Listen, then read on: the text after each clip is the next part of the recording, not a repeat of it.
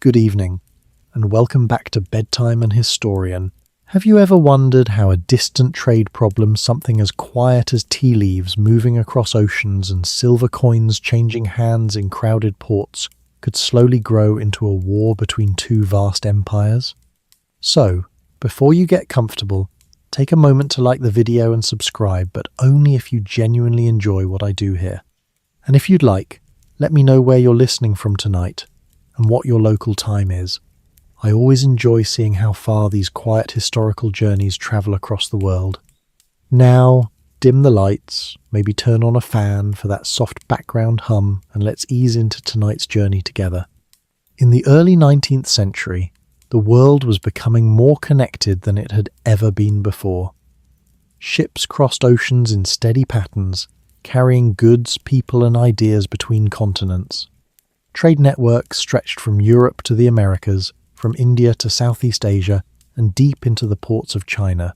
What appeared on the surface to be a normal exchange of goods was actually part of a much larger transformation taking place across the global economy. For many European nations, China had long been a place of fascination and wealth. Chinese goods, especially tea, porcelain, and silk, were in extremely high demand across Europe. Tea, in particular, had become part of daily life in Britain. By the late 18th century, millions of people in Britain were drinking it regularly, from wealthy households in London to modest homes in the countryside. This demand meant that British merchants needed a constant supply of Chinese tea arriving by ship each year. But the trade had a serious imbalance. China did not have much interest in the manufactured goods that Europeans offered in return. Chinese merchants preferred payment in silver. Over time, enormous quantities of silver flowed from Europe into China in exchange for Chinese goods. For Britain, this created a growing financial concern. Silver was a valuable resource, and losing so much of it each year was not sustainable in the long run. British merchants and officials began searching for a way to correct this imbalance. They needed something that Chinese buyers would purchase in large quantities, something that could reverse the steady flow of silver leaving Europe. The solution they eventually focused on was opium. Opium was not unknown in China. The substance had been used for centuries in limited medical contexts. Earlier references to it appeared in Chinese texts dating back to the Tang dynasty. At that time, it was mostly treated as a medicine, often mixed into preparations intended to ease pain or illness. However, the form of opium that entered China in the 18th and 19th centuries was different in scale and use. Instead of occasional medical consumption, opium began to appear in recreational smoking mixtures. The habit gradually spread among certain groups in Chinese society. What had once been rare began to become more common, particularly in coastal trading regions. This shift did not happen overnight. At first, the quantities involved were small. Foreign traders, including merchants from India and Southeast Asia, brought modest amounts of opium into Chinese markets. Over time, however, the trade expanded. The British East India Company, which controlled large territories in India, began to play a central role in producing opium for export. In the fertile plains of Bengal and along the Ganges River, poppy cultivation expanded under British oversight. The East India Company organised a structured system in which opium was grown, processed, and sold through auctions. Merchants purchased the drug and transported it to the Chinese coast, where it entered smuggling networks that distributed it inland. This system created a powerful economic engine. Opium sales generated enormous profits for traders and helped correct Britain's trade deficit with China. Instead of silver flowing one direction from Britain to China, silver now began to move the other way. Chinese buyers were paying for opium, and that silver returned to British merchants who then used it to purchase tea and other goods. From a purely commercial perspective, the system worked. Trade expanded, profits increased, and merchants on both sides of the ocean benefited financially. Yet the effects inside China were becoming increasingly troubling. As opium became more widely available, its consumption spread beyond wealthy circles. Government officials, merchants, soldiers, labourers, and artisans began using the drug. In many cases, it started casually, but the substance was highly addictive. Once dependency formed, it could be difficult to stop. Communities began noticing changes. Productivity declined among some workers. Families struggled with addiction among relatives. Officials worried that soldiers and administrators who relied on opium might become unreliable in their duties. The issue was not only social but also economic. Large amounts of silver were now leaving China to pay for the drug. This reversal of the silver flow alarmed the Qing government. For generations, the empire had benefited from a steady inflow of silver from international trade. Now the direction was changing. Silver reserves were shrinking, and officials feared that the economy might weaken if the trend continued. At the same time, local authorities along the coast faced a practical problem. The opium trade was technically illegal, but it had grown so profitable that corruption became common.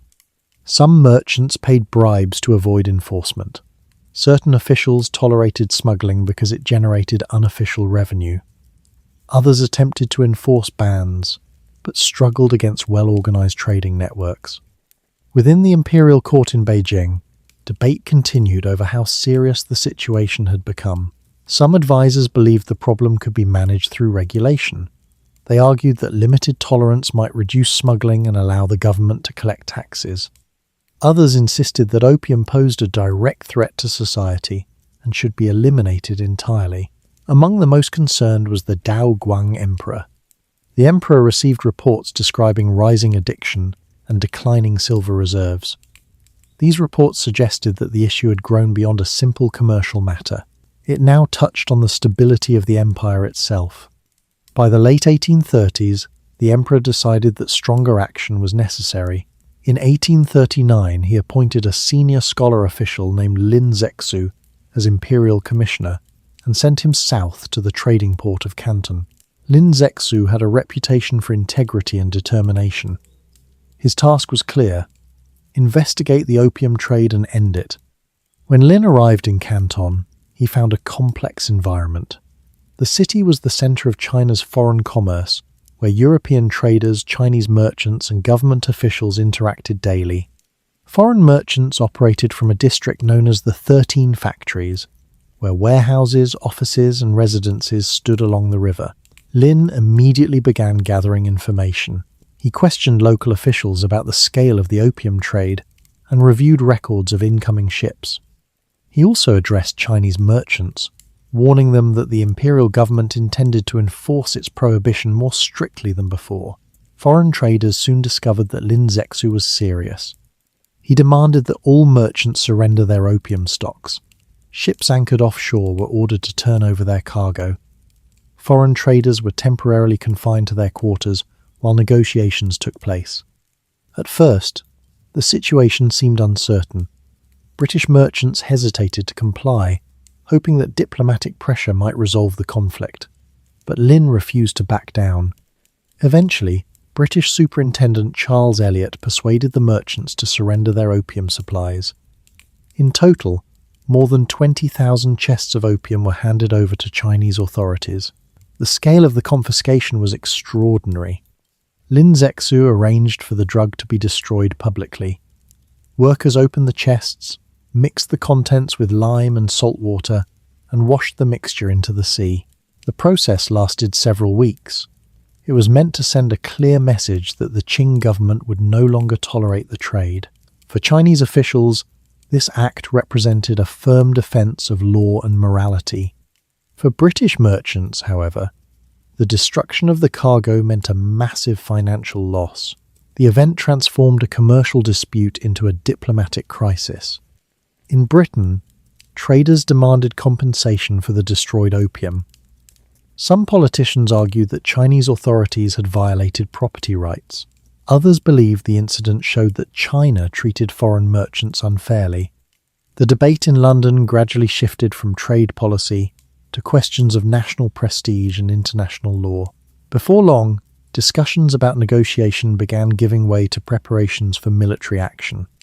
What had begun as a disagreement over commerce was slowly becoming something much larger.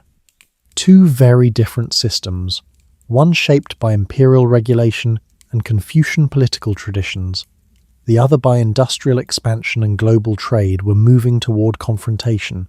Neither side fully understood how dramatic the consequences would become.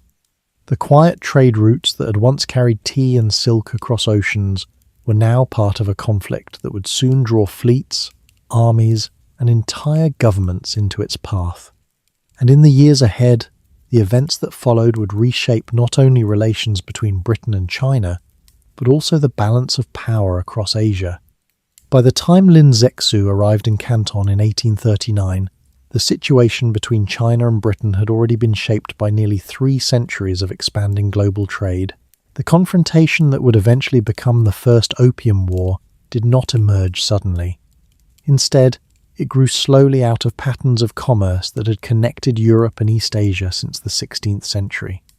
During the mid-1500s, maritime trade between Europe and China began to expand in a new and more direct form. Portuguese merchants were among the first Europeans to establish a permanent presence along the southern Chinese coast. In 1557, they received permission from the Ming dynasty to lease the small peninsula of Macau as a trading outpost. From there, Portuguese ships carried goods between Europe, India, Southeast Asia, and China. Other European nations soon followed. Spanish traders connected China to the newly conquered territories of the Americas through the Manila galleon trade. Beginning in the late 16th century, Spanish ships transported large quantities of silver mined in Mexico and Peru across the Pacific Ocean to the Philippines. From Manila, Chinese merchants exchanged silk, porcelain, and other goods for this silver. The arrival of American silver changed the economic relationship between China and the outside world. The Ming dynasty, and later the Qing dynasty, relied heavily on silver as the basis for taxes and monetary transactions. The new supply from the Americas strengthened China's economy and encouraged international trade. European merchants quickly recognized the opportunity. Chinese products were highly valued in Europe, particularly among wealthy consumers. Porcelain dishes, silk garments, lacquered furniture, and especially tea became fashionable imports.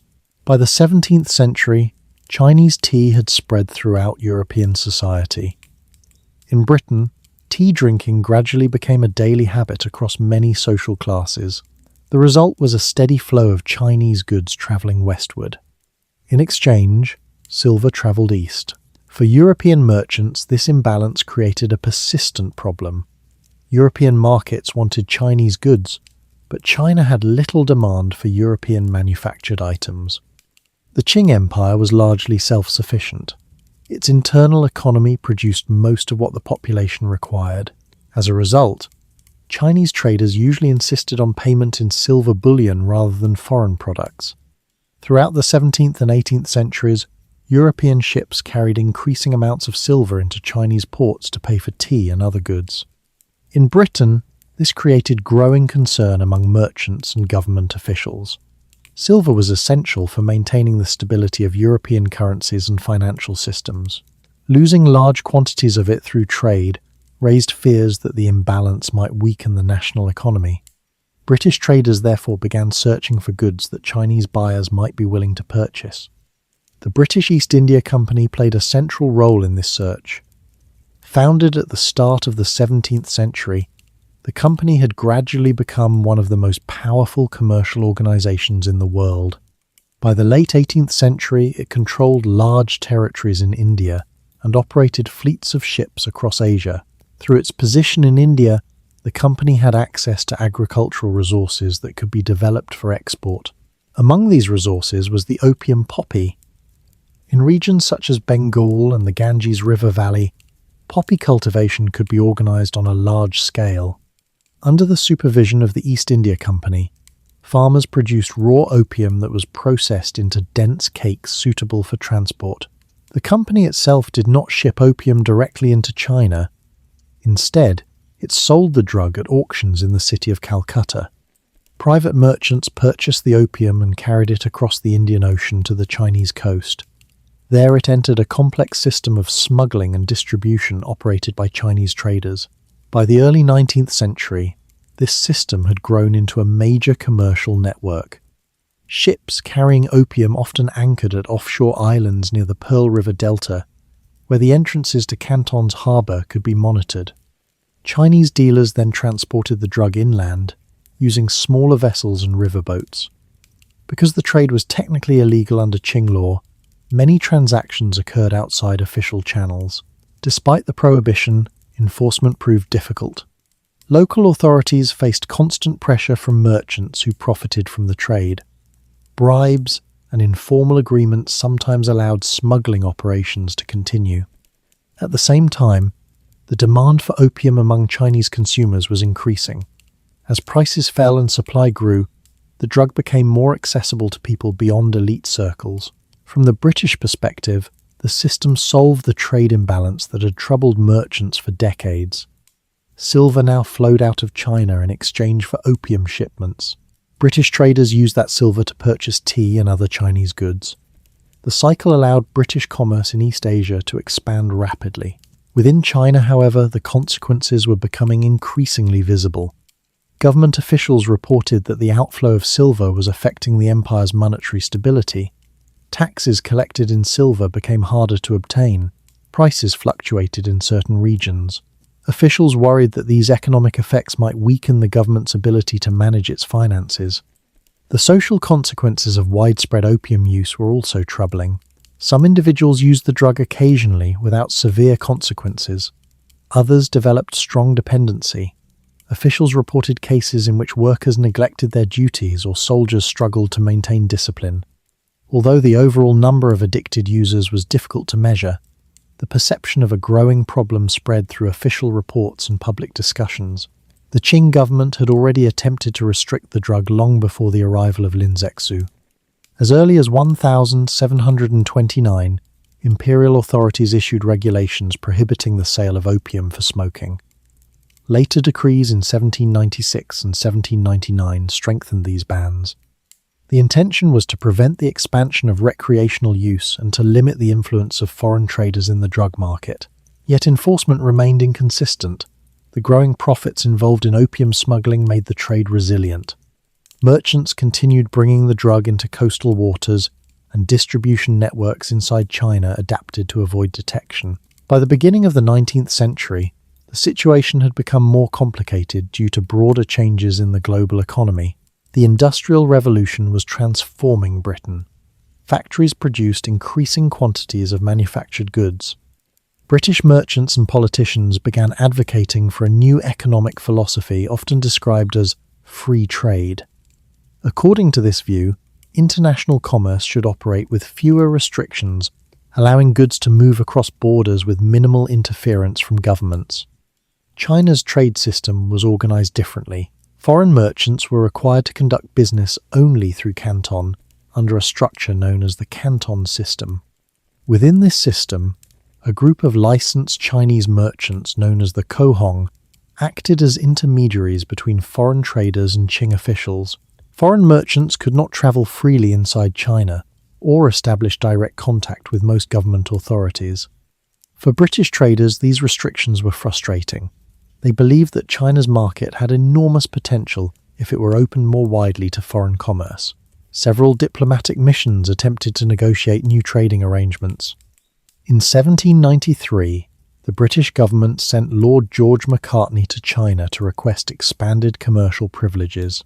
Macartney hoped to persuade the Qing court to open additional ports and establish regular diplomatic relations. The mission reached the Imperial court, but the negotiations produced little change. The Qing emperor regarded Britain as a distant trading partner rather than an equal power. The existing Canton system remained in place. A second British embassy, led by William Amherst, visited China in 1816. This mission also failed to secure new concessions. Cultural misunderstandings and disagreements over diplomatic customs made negotiations difficult. As these attempts failed, British frustration with the trade system continued to grow. Meanwhile, the opium trade expanded further. Private merchants from Britain, the United States, and other nations entered the market. Competition increased the volume of opium arriving in Chinese waters. Prices declined, making the drug easier to obtain for a larger portion of the population.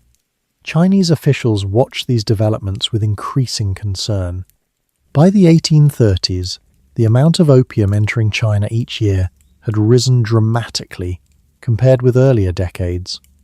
The trade that once involved a few thousand chests annually now reached tens of thousands.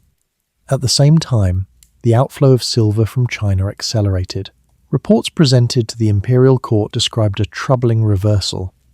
For centuries, silver had flowed into China from global trade. Now it was leaving the empire to pay for imported opium.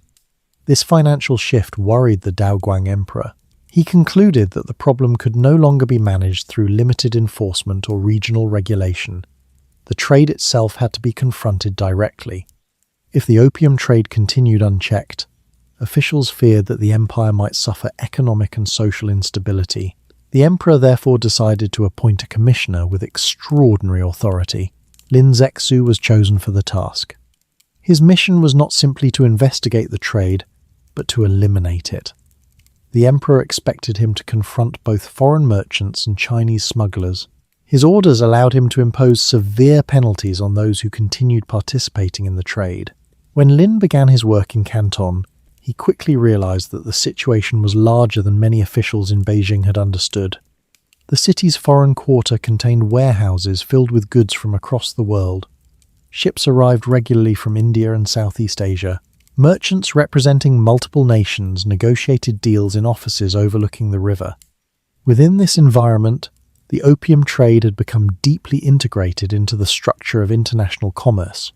Stopping it would require decisive action. Lin's decision to confiscate and destroy the opium stocks in 1839 represented the first major step in that effort. For Chinese officials, it was an assertion of sovereignty and a defense of social order. For British merchants, it appeared as the destruction of valuable property and an attack on the principles of international trade. From that moment forward, the dispute between the Qing Empire and Britain began to move beyond commerce alone. What had once been a complicated trade relationship was now becoming a political and diplomatic confrontation, one that would soon draw naval fleets and armies into the waters and ports of southern China. In the years before the conflict began, the city of Canton stood at the center of China's relationship with the outside world. For foreign merchants arriving by sea, it was not only a trading port, but the single authorized gateway into the vast markets of the Qing Empire. Every ship carrying European goods, every cargo of tea destined for London, and every crate of porcelain bound for distant ports passed through this tightly controlled system. The arrangement that governed this commerce was known as the Canton system. The Qing dynasty had created this structure during the late 17th and early 18th centuries as a way to manage foreign trade without allowing outside influence to spread too far into Chinese society. The imperial government did not oppose trade itself. Commerce had long been part of China's economy, and foreign merchants were welcomed when their activities could be supervised. But the court in Beijing preferred careful limits. Foreign traders were not permitted to move freely through the empire. They were restricted to the southern port of Canton, known today as Guangzhou. This city sat near the mouth of the Pearl River, one of the great waterways of southern China. Its location made it ideal for maritime trade. Ships arriving from the South China Sea could reach the harbour through channels that local pilots knew well. From the Qing perspective, concentrating foreign merchants in one location made administration easier. Officials could monitor trade, collect taxes, and maintain order without allowing foreigners to travel inland. Within Canton itself, foreign merchants were confined to a specific district along the riverfront.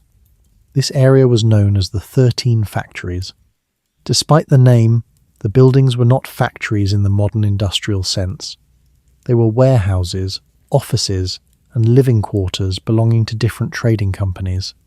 British, American, Dutch, and other European merchants rented space in these compounds during the trading season. The district became a busy centre of international commerce. Warehouses stored tea, silk, and porcelain, waiting to be loaded onto ships.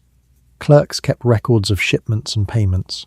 Sailors, translators, and merchants moved through the narrow streets between the buildings. Yet even inside this commercial centre, foreign traders operated under strict rules. They could not enter the walled city of Canton without permission. They were forbidden from learning the Chinese language in an official capacity. Direct communication with high-ranking Chinese officials was not allowed. Instead, all negotiations passed through a group of licensed Chinese merchants known as the Kohong. The Kohong merchants formed a small but powerful network. These individuals had received special authorization from the Qing government to conduct business with foreigners. When a European trader arrived with a cargo, he was required to deal with one of these Chinese merchants. The Kohong merchant handled many responsibilities at once.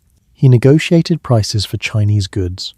He arranged the purchase of foreign cargo. He collected customs fees and ensured that the appropriate taxes reached government officials. In addition, he was responsible for the behavior of the foreign merchants under his supervision. If disputes occurred, the Kohong merchant served as the intermediary who helped resolve them. This system created a carefully balanced relationship between Chinese authorities and foreign traders. It allowed international commerce to continue while maintaining the Qing government's authority over the process. For many years, the arrangement functioned well enough to support large volumes of trade. By the 18th century, European ships were arriving in Canton every year in growing numbers. The British East India Company played the leading role in this commerce. Its ships carried Chinese tea back to Britain, where the drink had become part of everyday life. Tea imports increased steadily. In London, warehouses filled with chests of tea arriving from China. Auctions distributed the product throughout Britain and eventually to markets across Europe and North America. The tea trade alone generated enormous profits for merchants and governments alike. Porcelain and silk also remained popular. Chinese artisans produced fine ceramics that European manufacturers could not easily replicate. Silk textiles continued to attract buyers seeking luxury fabrics. As demand for these goods grew, the Canton system remained the channel through which nearly all of them passed. But from the perspective of many Western merchants, the system had several frustrating limitations. Foreign traders were not allowed to establish permanent diplomatic relations with the Qing court. They could not negotiate directly with officials responsible for imperial policy. Communication had to pass through the Kohong merchants and local administrators in Canton. Furthermore, foreigners could not open trading posts in other Chinese ports. Even though China possessed a long coastline and many prosperous cities, foreign ships were expected to conduct all commerce through the single location authorized by the government. For merchants who believed strongly in expanding international trade, these restrictions appeared unnecessary. In Britain, a new generation of economists had begun promoting the idea that commerce should operate freely across national boundaries. Writers such as Adam Smith argued that fewer restrictions would increase prosperity for all parties involved. Many British merchants embraced these ideas. They believed that China's markets could become far larger if trade barriers were removed. However, the Qing government saw the situation differently. From the imperial court's point of view, foreign merchants were guests allowed to conduct limited business under Chinese supervision. The empire did not depend on foreign trade for its survival. Agriculture, internal commerce, and regional industries provided the foundation of the economy. Maintaining social order and political stability mattered more than expanding international trade. This difference in perspective created a quiet tension between the two systems. British merchants wanted wider access and fewer regulations. Qing officials wanted strict control and careful supervision. For decades, the Canton system managed to balance these competing expectations. But the expansion of the opium trade placed the entire structure under strain. Opium did not move through the same official channels as tea and porcelain. Because the drug was prohibited by Qing law, merchants avoided bringing it directly into Canton's regulated warehouses. Instead, shipments remained anchored offshore or on nearby islands where they could be transferred secretly. Chinese dealers then transported the drug inland using smaller vessels. This smuggling network bypassed the Kohong system. As a result, it weakened the ability of the Qing government to supervise foreign commerce. The profits involved were so large that both foreign traders and Chinese smugglers found ways to continue the trade despite repeated bans. For local officials in Canton, the situation became increasingly difficult to manage. On one hand, they were responsible for enforcing imperial laws that prohibited opium. On the other hand, they needed to maintain stable relations with foreign merchants who played an important role in the region's economy. Some officials attempted to enforce the bans strictly. Others tolerated certain activities in exchange for unofficial payments or to avoid disrupting trade entirely. The Cohong merchants themselves faced pressure from both sides. Foreign traders expected them to facilitate business smoothly. Chinese authorities expected them to prevent illegal commerce. When conflicts arose, these merchants had to navigate between the interests of powerful trading companies and the demands of the imperial administration. By the 1830s, the growing scale of the opium trade made these tensions impossible to ignore. Large numbers of chests containing the drug arrived in Chinese waters each year. Silver payments for opium moved steadily out of China. Reports describing addiction among various social groups reached the imperial court. The Daoguang emperor recognized that the existing system could no longer contain the problem. The Canton system had been designed to regulate legitimate commerce. It was not equipped to eliminate a trade that operated largely outside official channels. If stronger action was not taken, the emperor feared that both the economy and the moral order of society might suffer. It was in this environment that Lin Zexu arrived in Canton. Unlike many officials who had tried to manage the problem gradually, Lin approached the situation with determination. He believed that decisive action was necessary to restore control over the port and the surrounding trade networks. His investigations quickly revealed how deeply the opium trade had penetrated the commercial system. Foreign merchants relied on it to correct their trade imbalance. Chinese dealers profited from distributing the drug inland. Local officials struggled to enforce laws while maintaining order in one of the busiest ports in Asia. Lin concluded that partial measures would not succeed. If the trade were allowed to continue even in small amounts, the profits involved would encourage merchants to expand it again. The only solution, in his view, was to eliminate the supply entirely. His demand that foreign traders surrender their opium stocks was therefore not a temporary negotiation tactic. It was part of a broader effort to restore the authority of the Qing government over international commerce. The destruction of the confiscated opium soon became one of the most dramatic events in the history of global trade. For Chinese officials, it demonstrated that imperial law would be enforced even against powerful foreign merchants. For British traders, it appeared as a direct attack on commercial interests. And for both sides, the event marked the moment when the long-standing structure of regulated trade in Canton began to give way to a much more serious confrontation. The port that had once served as the meeting point of two distant economies was now becoming the place where their disagreements would be settled by entirely different means. While the Canton system shaped the daily experience of foreign merchants in southern China, the deeper forces driving the coming conflict lay far beyond the Pearl River. Across the Indian Ocean, in the territories controlled by the British East India Company, a commercial system was developing that would eventually alter the balance of trade between Britain and China. The British East India Company had grown from a trading organisation into a powerful governing authority over large parts of the Indian subcontinent. By the late 18th century, it administered vast agricultural regions, collected taxes, and controlled major ports that connected India to global shipping routes. These territories became central to Britain's wider trading network across Asia. Within these lands, the cultivation of the opium poppy expanded steadily. The fertile plains of Bengal and the Ganges River Valley provided ideal conditions for growing the crop. Farmers working under company supervision planted poppies during the winter season. When the plants matured, workers collected the sticky sap from the pods. This raw opium was then processed in company facilities, where it was shaped into dense cakes suitable for long-distance transport. The East India Company maintained strict oversight of the production process. Opium grown in company territories was gathered into government-controlled warehouses and prepared for auction. Merchants from many regions attended these auctions in the city of Calcutta. There they purchased chests of opium that would later be transported to markets across Asia. The company itself avoided direct involvement in the smuggling of the drug into China. Instead, it sold the product to private traders who carried it onward. This arrangement allowed the company to profit from production while maintaining some distance from the final stage of the trade.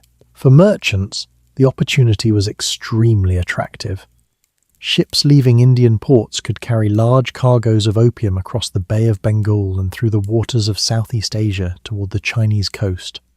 The journey followed routes that had long been used for commercial shipping. Once near the Pearl River Delta, the cargo was transferred into the distribution system that had developed around Canton. At sea, specialized vessels known as receiving ships often served as floating warehouses. These ships remained anchored outside the main harbour areas where direct inspection by Chinese authorities was less likely. Smaller boats operated by Chinese traders approached them under cover of night or during busy trading periods. Cargo was transferred quietly from one vessel to another. From there, the opium moved inland, along rivers and canals that connected southern China to distant provinces. The network relied on experienced sailors, merchants, and local agents who understood how to avoid detection. By the early 19th century, this system had grown into a major commercial enterprise. Each chest of opium represented a valuable commodity. The profits from selling it in China could exceed the cost of production many times over. For merchants willing to accept the risks involved in smuggling, the potential rewards were considerable. The scale of the trade increased year by year. In the late 18th century, annual shipments into China were measured in a few thousand chests.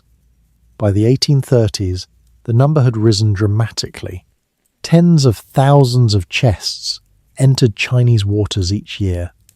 The steady increase reflected both rising demand and the growing efficiency of the trade network. The economic effect of this expansion was immediate. Silver began to flow out of China in significant quantities as buyers paid for the drug. British merchants used that silver to purchase tea and other goods that would be shipped to Europe. In this way, the opium trade solved the financial imbalance that had troubled British commerce for decades. For British traders and company officials, the system appeared to function effectively. It connected agricultural production in India with consumer demand in China. It supported shipping networks that linked multiple regions of Asia, and it generated profits that strengthened Britain's commercial presence in the global economy. Yet this success also created a growing problem for the Qing government. Reports reaching Beijing described a steady outflow of silver from Chinese markets. This shift threatened the stability of the monetary system that depended heavily on silver as a medium of exchange. Officials feared that if the trend continued, it could weaken the empire's finances. Equally troubling were the social consequences associated with opium consumption. Some users treated the drug as a luxury or occasional recreation. Others became dependent on it. Local administrators reported that addiction was appearing among various groups within society. Artisans, labourers, and even some members of the administrative class were said to be using the drug regularly. The situation alarmed many officials who believed that widespread opium use could undermine discipline within government institutions and the military. The Qing court had already issued several decrees banning the importation and sale of opium.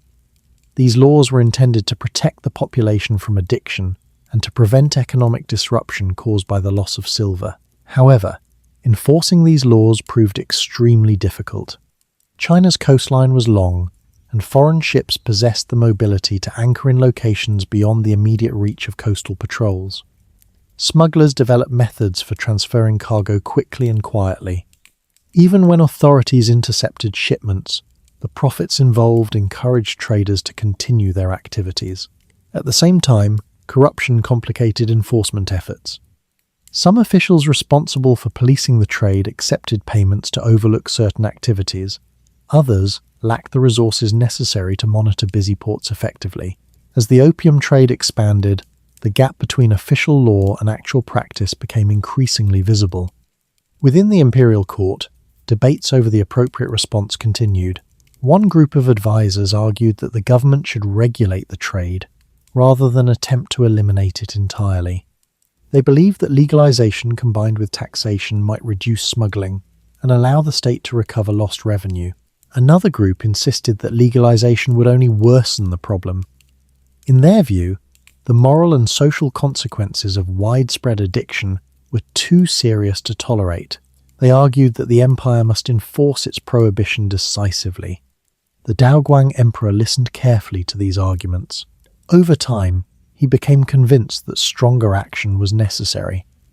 The reports describing silver shortages and growing addiction suggested that the issue was not limited to a single region. It had become a matter affecting the stability of the entire empire. The emperor therefore began searching for an official capable of addressing the problem with determination. Lin Zexu emerged as the candidate best suited for the task. Lin was known for his reputation as a principled administrator. During his career, he had served in several government positions where he had demonstrated a willingness to confront corruption and enforce imperial law. His record suggested that he possessed both the discipline and the authority needed for a difficult mission. In 1839, the emperor appointed Lin as imperial commissioner and ordered him to travel to Canton. The instructions he carried were clear. He was to investigate the opium trade thoroughly, punish those involved in smuggling, and ensure that foreign merchants understood the seriousness of the prohibition. When Lin reached Canton, he entered a city that had become one of the busiest trading centres in Asia. Foreign merchants operated from their compounds along the river. Chinese traders managed warehouses filled with goods destined for ships bound for distant markets. Small boats moved constantly across the water, carrying cargo between anchored vessels and the docks. The city's prosperity depended heavily on international commerce. But beneath this surface of busy trade, Lin quickly discovered that the opium market had become deeply entrenched. The networks distributing the drug extended far beyond the port itself. They involved merchants, sailors, and local intermediaries who had developed efficient methods for moving the substance throughout the region. Lin recognized that addressing the problem would require decisive action rather than gradual reform. He began by issuing proclamations that reminded Chinese citizens of the existing laws against opium use and distribution. Dealers and smugglers were warned that severe penalties awaited those who continued their activities. He also turned his attention toward the foreign merchants whose cargoes supplied the trade. Letters were sent demanding that all opium stocks be surrendered. Lin insisted that foreign traders respect Chinese law while operating within Chinese territory. The demand placed British and American merchants in a difficult position. The drug they possessed represented enormous financial value. Surrendering it would mean accepting heavy losses. Refusing to comply, however, risked provoking direct confrontation with Chinese authorities. The negotiations that followed moved slowly. Foreign merchants hoped that diplomatic pressure from their governments might lead to a compromise. Lin, however, showed little interest in partial solutions. From his perspective, the issue was simple. The opium trade violated imperial law and threatened the stability of society. Therefore, it had to end. The confrontation that developed in Canton during the spring of 1839 soon became one of the defining moments in the relationship between China and the Western trading powers. When Lin Zexu finally secured the surrender of the opium cargoes and arranged for their destruction, he believed he had successfully enforced the emperor's orders. But the consequences of that decision were already beginning to unfold far beyond the shores of southern China. In Britain, merchants who had lost valuable cargo demanded compensation. Politicians began debating whether the destruction of the opium should be treated as a commercial dispute or as an offence against national interests. As the 1830s progressed, the opium trade continued to expand across China in ways that alarmed officials throughout the Qing Empire. What had once been confined to limited coastal circles gradually moved inland along rivers, canals, and overland trading routes. By the time Commissioner Lin Zexu arrived in Canton, the problem had become visible across multiple layers of Chinese society. The spread of opium use followed the same networks that had long supported commerce in China. Merchants carried goods along the Grand Canal, through the Yangtze River basin, and across the southern provinces. These transportation routes connected distant cities and markets that had been trading with one another for centuries. As opium moved along these channels, it reached communities that had previously encountered the drug only rarely. At first, smoking opium remained associated with wealth and leisure. Some members of the elite class adopted the habit as a fashionable indulgence. Elaborate pipes, decorated trays, and carefully prepared mixtures became part of a ritualized practice in certain social circles. The act of smoking was sometimes described as a refined pastime, similar to drinking tea or enjoying poetry in quiet company. But the habit did not remain confined to elite households. As the availability of opium increased and prices gradually declined, more people began experimenting with it. Artisans, traders, boatmen, and labourers encountered the drug in taverns and private gatherings. What had once been rare slowly became familiar. For many individuals, the experience began casually. A person might try opium occasionally in the company of friends or colleagues. Some users continued to consume it infrequently without severe consequences. Others found themselves drawn into repeated use. The physical effects of the drug created a cycle that was difficult to escape. When consumed, opium produced a sense of calm and relaxation. Pain seemed to fade, worries felt distant, and time passed quietly. Yet repeated use gradually produced dependency. When the body became accustomed to the substance, the absence of it could bring discomfort. Users described chills, nausea, and muscle pain when they attempted to stop. The desire to relieve these symptoms often led them back to the drug. For families and local communities, these patterns could create serious challenges. A worker who became dependent on opium might struggle to maintain regular employment. Household savings might be spent on purchasing the drug. In some cases, families found themselves caring for relatives who could no longer perform their usual responsibilities. Officials responsible for local administration began reporting these developments to higher authorities. Memorials sent to the Imperial court described villages where opium smoking had become common. Military officers warned that some soldiers had adopted the habit. Administrators worried that government clerks and minor officials might also be affected. The Qing state relied on disciplined bureaucrats and reliable soldiers to maintain order across a vast territory. If addiction weakened these institutions, the consequences could be significant. At the same time, the economic effects of the trade were becoming increasingly visible. Silver coins had long circulated throughout China as a medium of exchange for taxes, salaries, and commercial transactions. But as more silver flowed out of the country to pay for imported opium, shortages began appearing in certain regions. Merchants sometimes found it harder to obtain the silver needed for large transactions. Farmers paying taxes in silver felt the pressure when the metal became scarce. Officials responsible for managing local finances worried that the imbalance might spread further. The Imperial court in Beijing received a growing number of reports describing these problems. Some advisors emphasized the economic threat. Others focused on the moral and social consequences of widespread addiction.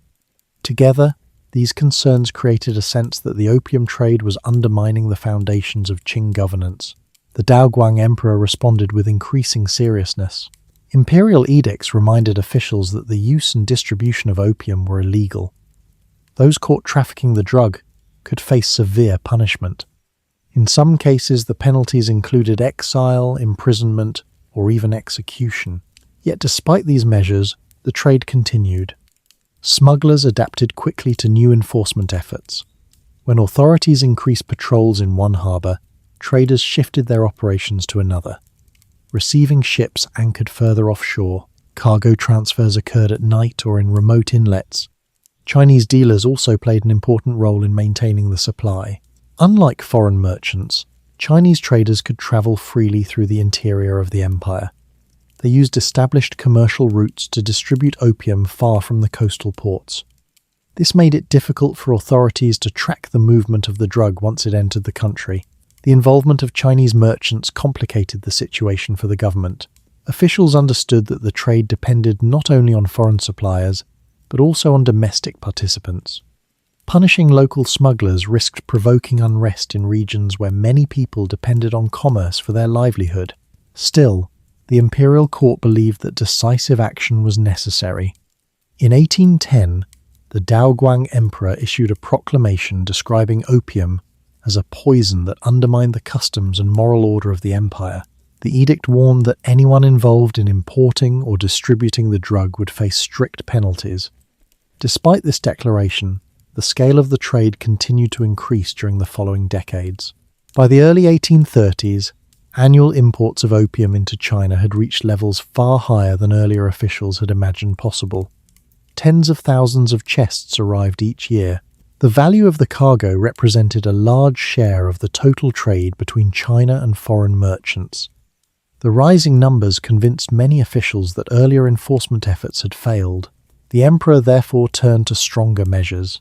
When Lin Zexu received his appointment as imperial commissioner, he understood that the situation required both determination and careful planning. His mission was not simply to punish individual smugglers, but to disrupt the entire network that supported the trade. Upon arriving in Canton, Lin began by studying the structure of the opium market. He gathered information from local officials, merchants, and translators familiar with foreign trade. Records from customs offices revealed patterns in shipping arrivals. Testimonies from arrested smugglers helped map the distribution routes used inside China. The investigation showed how deeply the drug had become integrated into everyday commerce. Opium shipments often arrived alongside legitimate cargo such as cotton cloth, spices, and metal goods. Foreign traders relied on the profits from the drug to finance their purchases of Chinese products. Chinese intermediaries earned income by moving the cargo inland. Breaking this system would not be easy. Lin nevertheless believed that a clear demonstration of imperial authority could change the situation.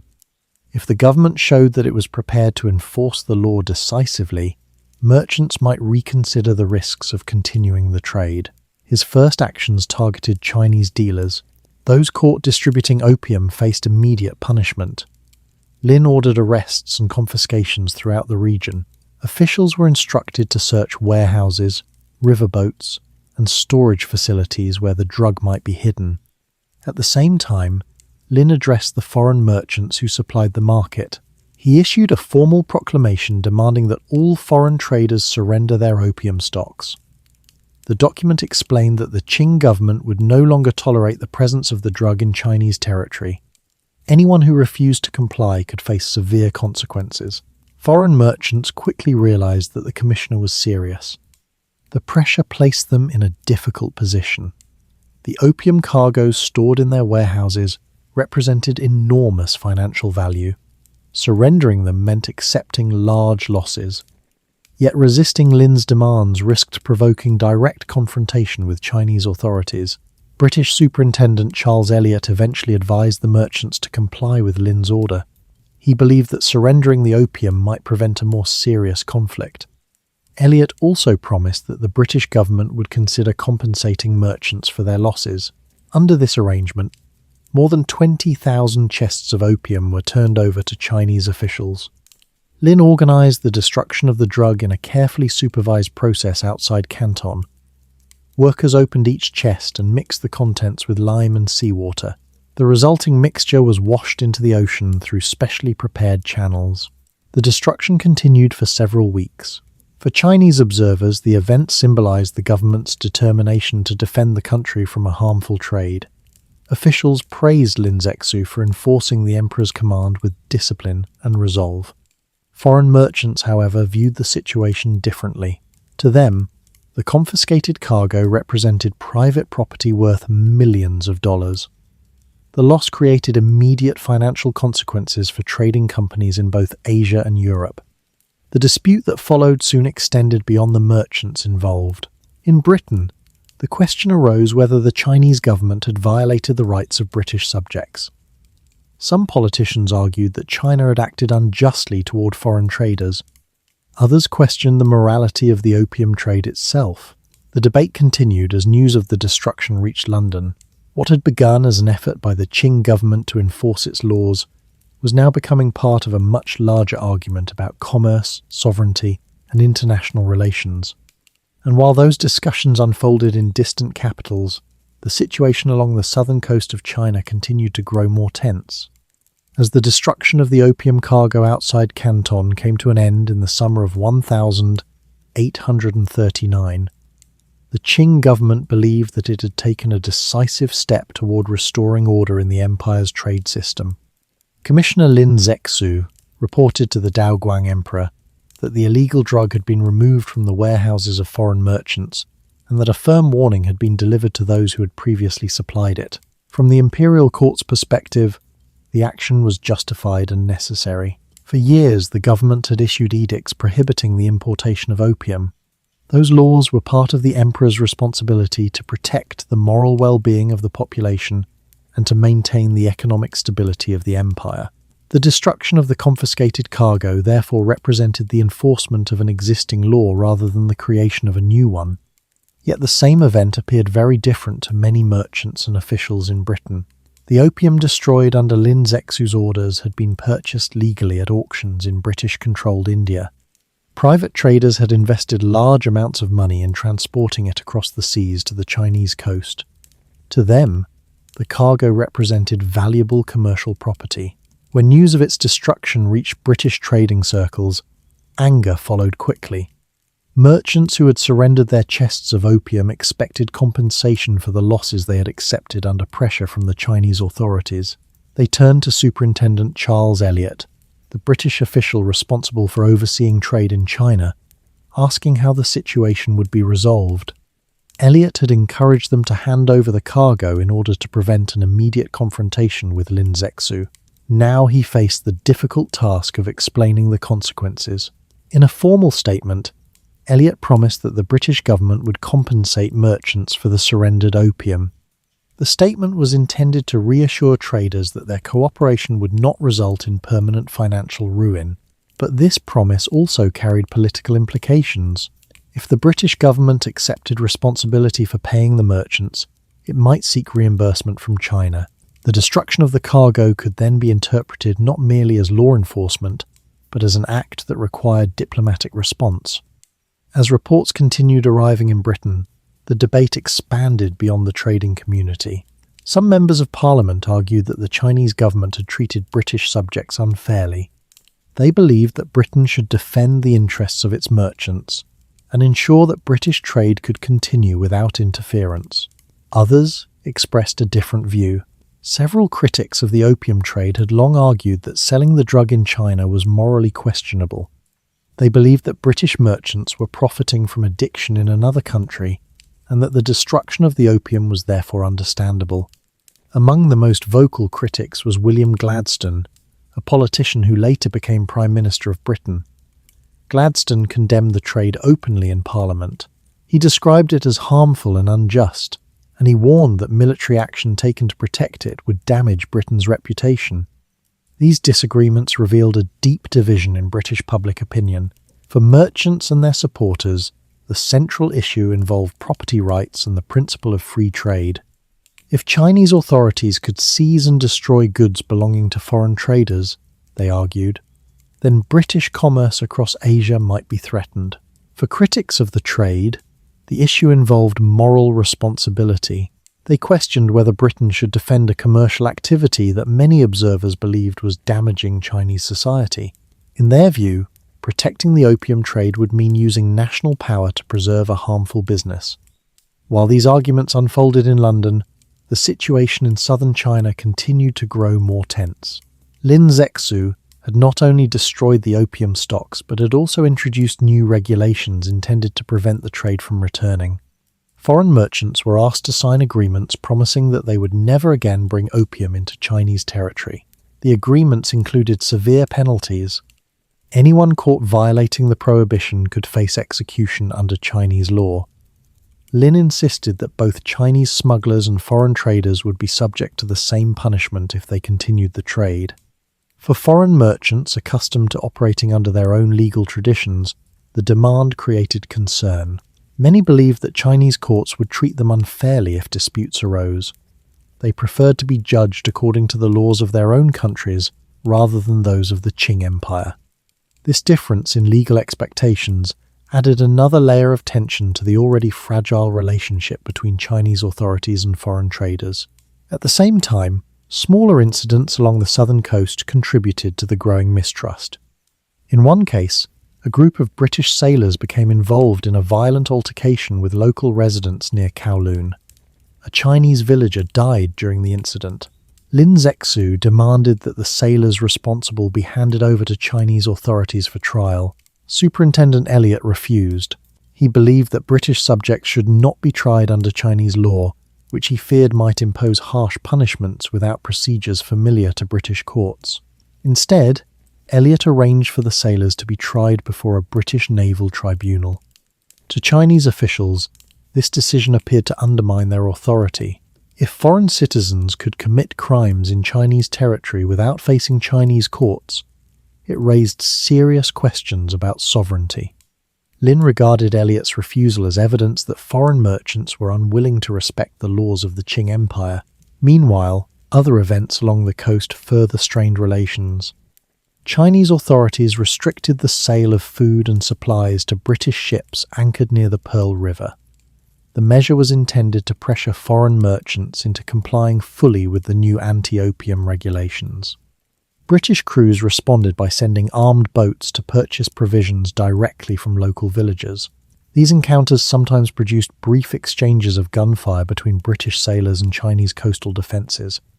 Though limited in scale, the incidents revealed how quickly tensions could escalate when both sides felt that their authority was being challenged. By the autumn of 1839, the situation had reached a delicate stage. Trade between China and Britain had slowed significantly. Foreign merchants remained uncertain about whether they would be allowed to resume normal commercial activities. Chinese officials continued enforcing the prohibition against opium while watching the foreign ships anchored offshore. In London, the British government began considering its options. Some policymakers believed that a diplomatic solution might still be possible. Others argued that China's treatment of British merchants required a stronger response. The question before the government was not simply about the opium trade itself. It also involved the broader issue of how Britain should conduct its relations with a powerful empire that maintained very different legal traditions and economic policies. If negotiations failed, military force might become one of the tools used to resolve the dispute. During these months, preparations quietly began. The British government examined the possibility of sending naval forces to Chinese waters. The Royal Navy already maintained ships in Asia to protect trade routes and suppress piracy. Reinforcing this presence would allow Britain to exert pressure if negotiations with the Qing government broke down. At the same time, merchants and political supporters continued urging the government to defend their interests. They argued that the destruction of the opium cargo had created a precedent that threatened the security of British commerce. If Chinese authorities could seize British property without consequence, they warned, similar actions might occur in other regions where British traders operated. For the Qing court in Beijing, however, the matter appeared far simpler. From their perspective, the government had enforced its laws against an illegal and harmful trade. The responsibility for the conflict rested with those who had attempted to bring the prohibited substance into Chinese territory. These contrasting interpretations made compromise increasingly difficult. As winter approached in 1839, ships of the Royal Navy began preparing for a voyage toward the Chinese coast. The possibility of negotiations still existed, but military plans were moving forward quietly. The confrontation that had begun with the destruction of opium chests outside Canton was gradually expanding into something much larger. Soon, fleets and soldiers would arrive to transform a commercial dispute into a full military conflict between two distant empires. As tensions deepened during 1839, the presence of foreign ships along the southern coast of China began to change the atmosphere in the Pearl River Delta. What had once been a busy commercial region filled with merchant vessels now felt increasingly uncertain. Chinese officials watched the anchored ships carefully, while foreign traders waited to see whether normal commerce would resume or whether the situation might move toward open confrontation. At the centre of these developments remained Commissioner Lin Zexu. Lin's position in Canton was not merely administrative. The Daoguang Emperor had sent him south with exceptional authority, and his instructions were clear. The opium trade was to be eliminated, and the laws of the empire were to be enforced without hesitation. Lin believed strongly that the stability of Chinese society depended on stopping the flow of the drug. From the moment he arrived in Canton, Lin began reorganizing the local administration to strengthen enforcement. Officials responsible for customs inspections were ordered to examine incoming cargo carefully. Patrols along the coast were increased, and local authorities were instructed to investigate suspected smugglers operating along rivers and canals. The commissioner also issued public notices warning that those involved in distributing opium would face severe punishment. These measures were intended not only to enforce the law, but also to demonstrate the seriousness of the imperial government's intentions. Lin understood that the opium trade had grown powerful, partly because many merchants believed that enforcement would remain weak. If the government showed that it was prepared to act decisively, he hoped that traders might abandon the business rather than risk the consequences. At the same time, Lin addressed the foreign merchants whose ships supplied the market. He believed that many of them had misunderstood China's position on the trade. In their view, opium had become another commodity exchanged through international commerce. In Lin's view, it remained a prohibited substance that threatened the well-being of the population. To make this point clear, Lin wrote a formal letter addressed to Queen Victoria of Britain. The document appealed directly to the British monarch's sense of fairness. Lin explained that China had long permitted foreign merchants to trade freely in legitimate goods such as tea and silk. In return, he argued, those merchants should respect Chinese law when conducting business in Chinese territory. The letter questioned how Britain could allow its traders to sell a harmful drug abroad while the same substance was restricted at home. Lin's message was written carefully and respectfully. He hoped that the British government might recognise the problem and assist in ending the trade voluntarily. According to his reasoning, cooperation between the two countries could preserve peaceful relations while protecting Chinese society from further harm. However, the letter never reached Queen Victoria. Historical accounts suggest that it was either lost during transit or intercepted before it could be delivered to the British court. As a result, the appeal, Lin intended as a diplomatic gesture, did not influence the decisions being debated in London. Meanwhile, the commissioner continued strengthening enforcement within Canton. Foreign merchants were required to sign formal agreements promising that they would not bring opium into Chinese waters again. The documents included strict language stating that any future violation would carry severe penalties. A few merchants agreed to the terms. Others hesitated. They feared that signing such agreements might expose them to legal risks if disputes arose later. Superintendent Charles Elliot advised British traders not to accept the conditions, arguing that they placed foreign merchants under the direct authority of Chinese law.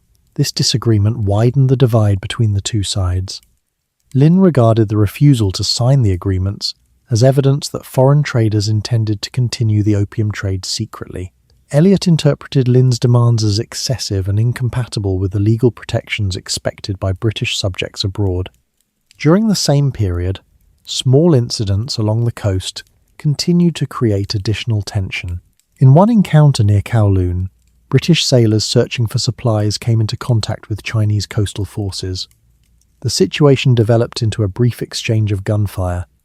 Although the clash was limited, it demonstrated how quickly misunderstandings could escalate when both sides were already suspicious of each other's intentions. Chinese officials reported the incident to the Imperial court as evidence that foreign ships were behaving aggressively near Chinese territory. British commanders described the same event as a defensive action taken when their crews were prevented from purchasing food and water. These conflicting interpretations reflected the broader communication difficulties between the two governments. Cultural differences played a role in these misunderstandings. The Qing dynasty operated under a system in which foreign states were traditionally treated as tributary partners rather than diplomatic equals. Western nations, on the other hand, expected to conduct relations according to principles of sovereign equality between states. As trade disputes increased, these differing assumptions became more visible. While Chinese authorities believed they were enforcing domestic laws within their own territory, British officials often interpreted the same actions as obstacles to international commerce. Throughout the late months of 1839, foreign ships remained anchored near the Pearl River, waiting for instructions from their governments. Merchants hoped that a diplomatic settlement might allow trade to resume under new arrangements. Chinese officials hoped that the absence of opium shipments would gradually restore order. Yet behind these hopes, preparations were quietly advancing on both sides. In Britain, political leaders were reviewing reports sent from Canton by Superintendent Elliot and other observers. These reports described the destruction of the opium cargo, the restrictions placed on British merchants, and the growing tension along the coast. Some ministers concluded that the British government should respond firmly to protect the interests of its traders. Naval forces were already present in Asian waters. Reinforcements could be sent if the situation required stronger pressure. Discussions began about how such a force might be used if negotiations with the Qing government failed. Meanwhile, Lin Zexu continued his efforts to strengthen Chinese defences. Although China possessed a large navy on paper, many of its vessels were designed primarily for river patrol rather than open ocean warfare. Coastal forts guarded important harbours, and artillery units protected key approaches to the Pearl River. Lin ordered repairs to several fortifications and increased the readiness of local military units. His intention was not necessarily to begin a war, but to ensure that Chinese authorities could respond if foreign ships attempted to challenge the government's authority. Despite these preparations, Lin remained confident that the situation could be resolved through determination rather than conflict. In his reports to the emperor, he expressed the belief that foreign merchants ultimately depended on Chinese trade for their profits. If the Qing government demonstrated that it would not tolerate the opium trade, he reasoned, the merchants would eventually comply. This confidence reflected the traditional understanding of China's place in the world. For centuries, foreign traders had come to Chinese ports seeking valuable goods. The Qing Empire had remained largely self-sufficient and politically stable during that time. Many officials assumed that the same pattern would continue, yet the global balance of power had begun to shift. Industrialization had transformed the economies of several European nations. Steam-powered ships, modern artillery, and new manufacturing techniques were gradually altering the nature of international trade and warfare. These developments were not yet fully understood by many officials in Beijing. As winter approached at the end of 1839, the situation along the southern coast remained uncertain. Commissioner Lin Zexu had successfully eliminated the opium stocks stored in Canton and had forced foreign merchants to suspend the trade temporarily. From the perspective of the Qing government, the law had been enforced and order restored. But far beyond the Pearl River Delta, decisions were being made that would soon bring a different kind of pressure to Chinese shores. Ships were gathering in distant ports, orders were being prepared, and the quiet waters of southern China were about to see the arrival of a new phase in the long dispute between two empires. By the spring of 1839, the confrontation between Commissioner Lin Zexu and the foreign merchants in Canton had reached a decisive moment. For several weeks, the merchants had been confined within their trading district while negotiations continued. Lin's position remained consistent throughout these discussions. The opium trade had violated imperial law, and the only acceptable outcome was the complete surrender of all opium stocks held by foreign traders. The merchants faced a difficult calculation. Their warehouses and ships contained enormous quantities of the drug. Each chest represented a significant investment made by trading firms in India and Britain. Losing those goods meant accepting financial losses that could reach millions of silver dollars. At the same time, refusing Lin's demand risked escalating the crisis further. Chinese officials had already demonstrated that they were prepared to isolate the foreign factories and restrict supplies. Superintendent Charles Elliot believed that confrontation with Chinese authorities at this stage would lead to greater danger for the merchants under his supervision. Many of them were living inside Canton with limited protection, surrounded by Chinese troops enforcing Lin's restrictions. Elliot concluded that surrendering the opium cargo was the safest immediate solution. After several days of negotiation, the foreign merchants agreed. More than 20,000 chests of opium were handed over to Chinese officials. The quantity was enormous. Each chest weighed roughly 140 pounds, meaning that thousands of tons of the drug were now under the control of the Qing authorities. Lin Zexu prepared to destroy the confiscated opium in a carefully organized operation. The destruction site was located near Human, a strategic point along the Pearl River estuary. This location was chosen both for practical reasons and for symbolic effect. The river was the gateway through which foreign goods entered southern China, and destroying the opium there would demonstrate that the government intended to close that gateway to the illegal trade. Workers constructed large trenches along the shoreline. The chests of opium were opened and emptied into the pits. Lime and salt water were mixed with the drug, breaking down the thick substance into a slurry that could no longer be used. Once the mixture had dissolved, channels carried the liquid waste into the sea. The process lasted several weeks. Officials supervised every stage to ensure that none of the opium could be recovered. Lin wanted the destruction to serve as a public demonstration of imperial authority. Local residents and officials witnessed the operation, reinforcing the message that the Qing government would enforce its laws against the drug. In his reports to the emperor, Lin described the event as a victory for the rule of law. From the Qing perspective, the action was entirely justified. The opium had been brought illegally into Chinese territory, and its destruction represented the enforcement of long-standing prohibitions. Lin believed that once foreign merchants saw that China would not tolerate the trade, they would abandon it and return to legitimate commerce. But the event had very different consequences outside China. For British merchants, the destruction of the opium cargo created an immediate financial crisis. The goods had been surrendered under pressure, and many traders now expected compensation for their losses. Superintendent Elliot had promised that the British government would consider reimbursing them. But that promise raised a larger political question. If the British government paid compensation, it might demand repayment from China. This possibility quickly became part of the debate unfolding in London. Reports describing the destruction of the opium reached Britain during the latter half of 1839. Newspapers published accounts from merchants who described their losses in dramatic terms. Some writers argued that China had treated British subjects unfairly and that the British government should respond firmly. At the same time, other voices expressed concern about the moral dimension of the trade. Critics pointed out that opium was widely recognized as a dangerous drug. Selling it in China while restricting its use at home created an uncomfortable contradiction. Several politicians warned that defending the trade might damage Britain's reputation. Despite these concerns, commercial pressure remained strong.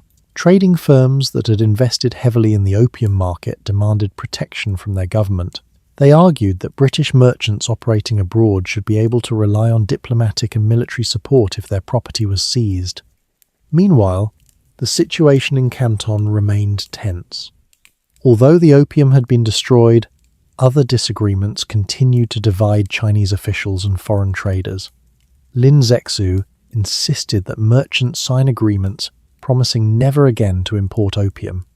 British officials resisted signing such agreements because they believed it would place their citizens fully under Chinese law. These legal disagreements reflected deeper differences between the two societies. In the Qing system, foreigners trading within Chinese territory were expected to obey imperial laws without exception. In the British system, merchants often expected their own government to protect them from the legal authority of other states. Neither side was prepared to accept the other's interpretation easily. Smaller incidents soon added further strain to the relationship. In one case, a group of British sailors became involved in a violent altercation with Chinese villagers near Kowloon. A Chinese resident was killed during the incident. Lin Zexu demanded that the sailors responsible be handed over for trial under Chinese law. Superintendent Elliot refused the request. He feared that Chinese courts might impose severe punishments that British authorities considered unjust. Instead, Elliot arranged for the sailors to be tried before a British naval tribunal. To Chinese officials, this decision appeared to undermine their sovereignty. If foreigners could commit crimes on Chinese soil without facing Chinese justice, It suggested that foreign governments believed themselves above the law. Lin viewed Eliot's refusal as a serious challenge to the authority of the Qing state.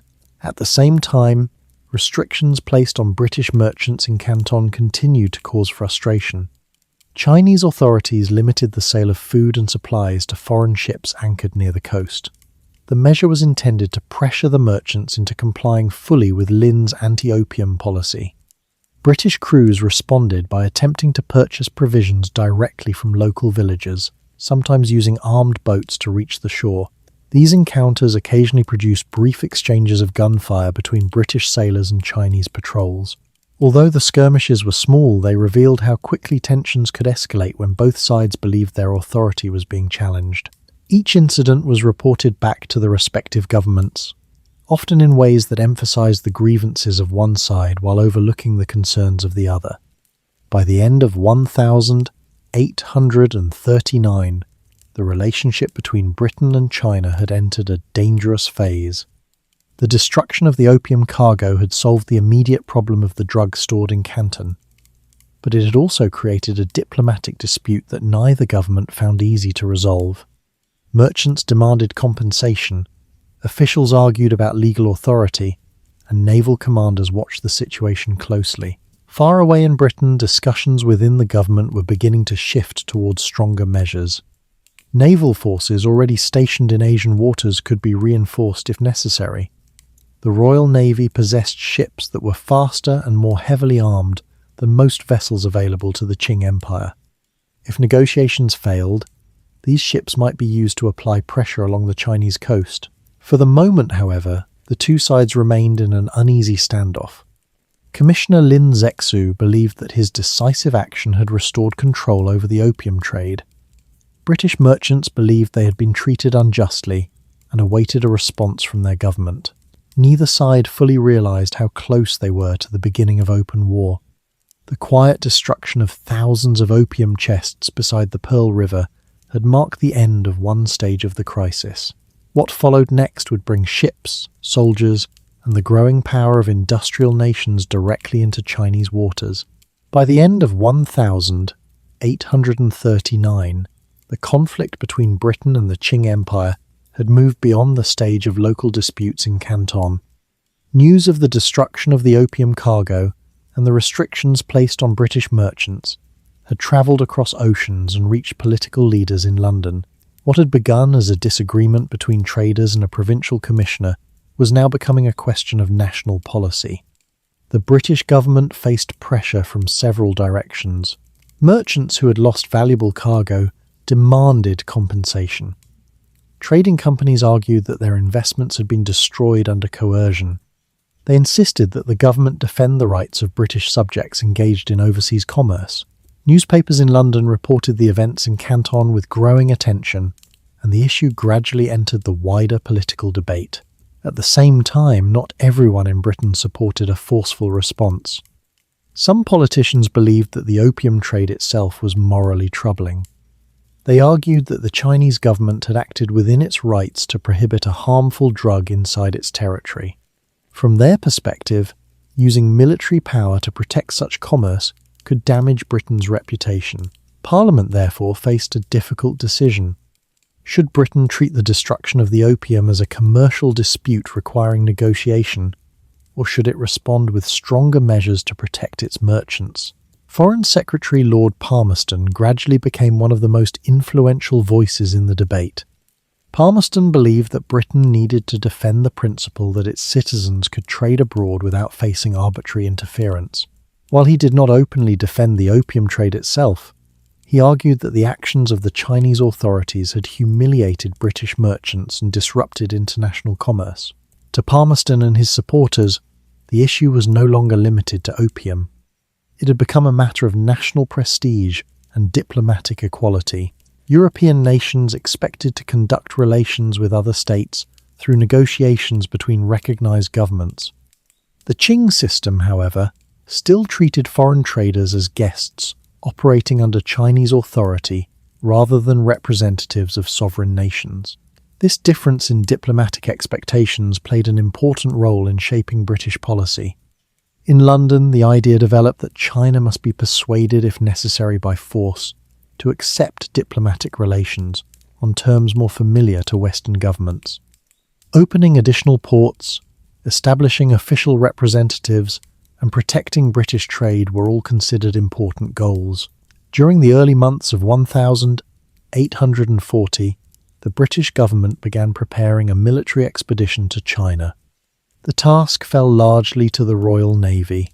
Britain possessed one of the most powerful naval forces in the world at the time. Its ships had been designed for long voyages and could operate across the oceans with relative independence. In addition to naval vessels, the expedition would include soldiers drawn from Britain's expanding empire. Many of these troops came from British India. The East India Company already maintained large military forces there, and units from Bengal and Madras were assigned to support the campaign in China. These soldiers had experience serving in overseas operations and could be transported quickly by sea. The decision to send a military expedition did not mean that negotiations were abandoned entirely. British leaders hoped that the presence of a powerful fleet might persuade the Qing government to reach an agreement without prolonged conflict. If Chinese officials recognized the strength of the British Navy, they might accept new trade arrangements rather than risk war. Meanwhile, events continued to unfold along the southern coast of China. After the destruction of the opium cargo, British merchants had withdrawn many of their ships from Canton. The trading season that normally brought a steady flow of goods into the port had been disrupted. Some merchants moved their operations to nearby locations such as Macau, which was under Portuguese administration. Commissioner Lin Zexu remained determined to enforce the imperial prohibition on opium. He strengthened coastal patrols and ordered additional inspections of vessels suspected of smuggling. Reports sent to Beijing described the success of these measures and expressed confidence that the illegal trade had been effectively suppressed. Yet Lin also began to receive information about British naval preparations. Chinese officials stationed along the coast observed foreign warships moving through nearby waters. Although these ships did not immediately attack Chinese positions, their presence suggested that the situation might escalate. The Qing government now faced its own strategic choices. Some advisors believed that Britain might eventually accept the loss of the opium cargo and return to normal trade. Others warned that Western nations possessed powerful naval technology that China had rarely confronted before. Despite these warnings, many officials remained confident in China's ability to defend itself. The Qing Empire had governed vast territories for centuries.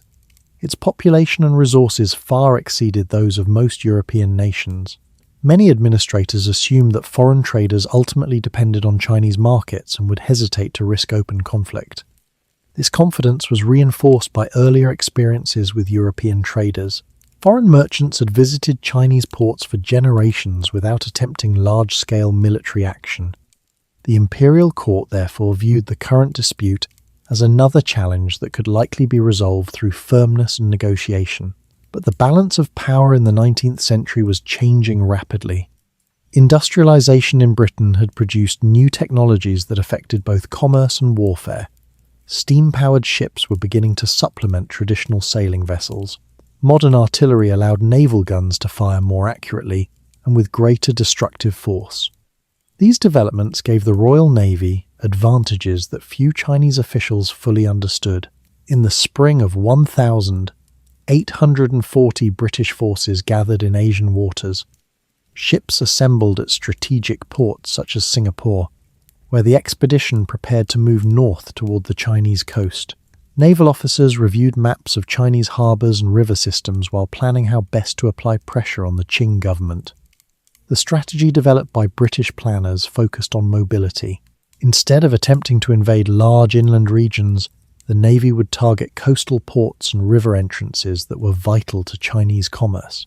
By controlling these locations, Britain could disrupt trade and force negotiations without needing to occupy large territories. Meanwhile, the Qing court in Beijing continued receiving reports from Commissioner Lin. Lin described the successful suppression of the opium trade and recommended maintaining firm policies toward foreign merchants. He believed that if China remained resolute, the British would eventually accept Chinese law and resume legitimate commerce. Yet other officials began expressing concern that the situation might soon move beyond trade disputes. Some coastal commanders warned that British ships possessed artillery capable of damaging Chinese defences from distances that local cannons could not easily match. If fighting began at sea, they argued, China might face difficulties responding effectively. Despite these warnings, the imperial court remained cautious. The Daoguang emperor hoped that diplomatic communication might still resolve the dispute. Envoys continued exchanging messages with British representatives, although progress remained limited. Throughout these months, the atmosphere along the Chinese coast grew increasingly tense. Merchant vessels waited uncertainly for the trading season to resume. Naval ships moved slowly through the surrounding waters, observing each other from a distance. Officials on both sides attempted to interpret the intentions of their counterparts. In many ways, the situation resembled a quiet pause before a larger storm. The destruction of the opium cargo had ended one stage of the crisis, but the underlying disagreements had not been resolved. Questions about trade rights, diplomatic equality, and legal authority remained unanswered. By the summer of 1840, the British Expeditionary Force was ready to begin its mission. Ships carrying sailors, soldiers, and artillery began moving toward the Chinese coastline. Their arrival would soon mark the beginning of a new phase in the dispute, one in which negotiations would be conducted not only through letters and proclamations, but also through the movement of fleets and the sound of naval guns. By the time the British expedition finally moved toward the China coast in the summer of 1840, the dispute had changed in character. It was no longer simply a quarrel over confiscated cargo in Canton, nor only a disagreement about the treatment of merchants under Chinese law. British ministers had now decided that a naval and military demonstration would be used to force the Qing government into a new kind of negotiation. The immediate cause remained the destruction of the opium, but the stated goals were already broader. Britain wanted compensation, secure trade, official recognition for its representatives, and a wider opening of Chinese ports. The force assembled for this purpose reflected the scale of British power overseas. It was not an enormous army by European standards, and it was never intended to conquer the whole Qing Empire. That would have been unrealistic. China was too large, too populated, and too distant for a full invasion to be practical. Instead, British planners chose a different method. They would use naval mobility, disciplined infantry, and superior artillery to strike selected points along the coast. The idea was to pressure the Qing state where it was vulnerable, damage prestige, interrupt trade, and compel the court to talk on British terms. Much of the expedition drew on Britain's imperial system in Asia. Ships came from the Royal Navy's stations in eastern waters, while troops were gathered from British India. Indian regiments, artillery units, marines, and naval crews formed a mixed force that could be deployed quickly by sea. This gave Britain a major advantage. It did not need to raise an army from scratch in Europe and send it halfway around the world. The Empire already possessed men, ships, supplies, and bases across the Indian Ocean. Ports such as Singapore became useful staging points where ships could assemble, repair, and take on provisions before moving north. Even so, the expedition did not come together without difficulty.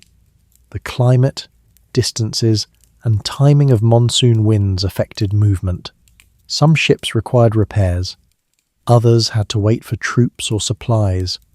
Communication across imperial networks was never instantaneous, and commanders in Asia sometimes acted before receiving the latest political instructions from London. Yet despite these practical problems, the British force that gathered by mid-1840 was formidable when compared with the local naval and coastal defences that Qing officials could bring against it. The technological gap mattered. British warships carried heavier guns, were better drilled, and had crews accustomed to long-range naval operations. Some vessels used steam power, which was especially useful in coastal and riverine warfare.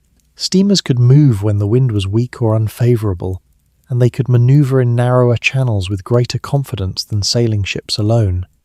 Against them, Many Qing naval vessels were still wooden war junks designed primarily for patrol, transport, and coastal defense. They were not useless, but they were badly matched against a navy shaped by decades of war, industry, and global deployment. British commanders also studied the geography of the Chinese coast carefully. They understood that it would not be enough simply to appear near Canton and make demands. Southern officials might delay, misunderstand, or pretend that the crisis remained local. To affect Qing decision-making at the highest level, pressure had to be felt beyond one province.